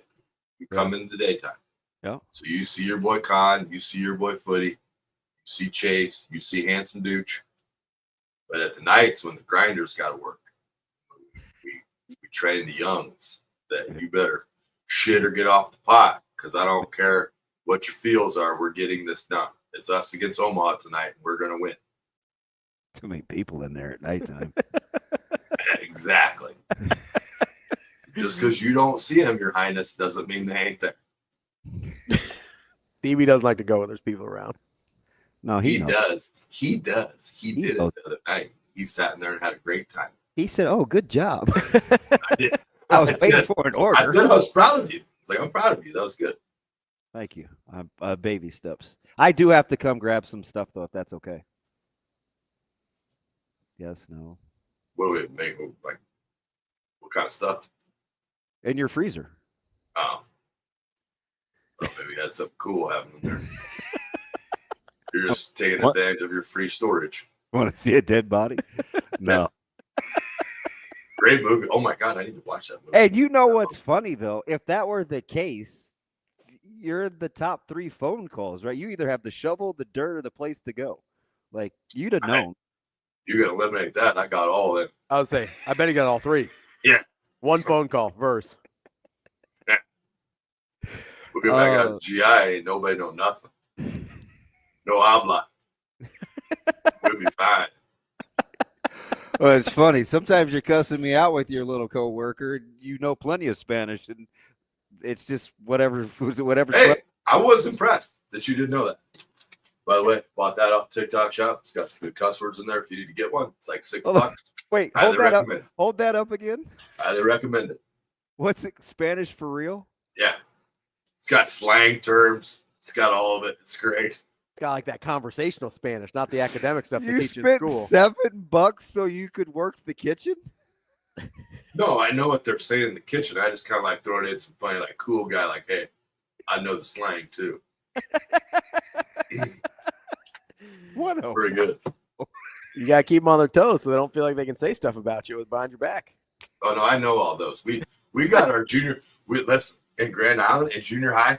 We got our junior high Spanish teacher fired. We didn't mean to, but we did. So as he's smiling, Senora Thomas, she worked at Bar Junior High School in the morning. Came over to Walnut City Champion High School in the afternoon. Okay. So we had more predominantly Mexican student body than Bar did, but we were like, hey, Senora Thomas, we're getting called a lot of stuff in the hallway. You don't teach what we're getting called in the hallway. So if you could get us some cuss words so we know we're being like called, that would be much appreciated. And we were kind of assholes, like we weren't very good students. Well, no, we were good students. We were just a little ornery, kind of rambunctious. And she's like, all right, if you guys are good, I'll do this. So then we tell the bar kids, like, hey, we're getting cuss words. So lock your shit up over there. Don't screw this up for both of us. Okay. So gets to the end of the year and she's got 3 pages of cuss words, like printed, typed out. We're like, bet, let's do this. So in the morning, she goes to the bar. One of the uptight douchebags at bar, their parents found out. I don't know how, because this little asshole should have been in school, but they found out. And as Senora Thomas was driving over to Walnut, she got fired in the car. That's Oh, What got canned in the car? oh, that's rough. Didn't even make it in. How are We you didn't- telling that story with a chuckle? Because she was awesome. Like, number one, she was awesome. Did she get Her another job? husband, she was from Houston, Yeah. which I think she wanted to go back to Houston. And so she didn't care. Her husband was Henry Thomas. I think it was Henry, but played in the NFL. Like, huge brother. Like, yeah. This dude rolled into class one day, and I was like, God damn. I was like, look at that guy. And I was like, you should listen. If you want us to be good, you should have sit his ass right there in the front. Nothing's happening. Like, not a thing is happening if that dude sits in class. But his neck started here. Like, his traps were like that big. I mean, he was cool. But yeah. I was always jealous of those squat guys that like would sit the bar on their lats. I was like, God, that must be rough. Dude, meanwhile, we got that little black worn spot on the bone like in our your vertebrae. Yeah. Yeah. I got two right there. We weren't blessed like that. All right, buddy. I appreciate you not wanting to hang out with your friend, and hopefully enjoy your. Listen, you can pull this guilt trip. Your all you Lonzo want. training day. You can pull this guilt trip all you want. I told you when you first asked. I said I got a better chance to go on a Friday than I do on a Sunday. So don't pull the little woe is Damon. You knew the rules, and now you see this is premeditated, and you still don't have one of the graffiti stickers like Ravi's got. So that should tell you something. I told you this is premeditated. You sent me a text to go with you on Sunday, knowing that I can't go on Sunday. That's not true. I asked you 3 weeks ago. Don't put me in, and I told you I cannot go on Sunday. Don't put me in a no-win situation because I will win. I will still win. Such a nice person. Have a great weekend, Verse. See you, fuckers. Bye, buddy. We'll be back on Monday. It's Hurrdat Sports Live. See you. Have a good day. Love you.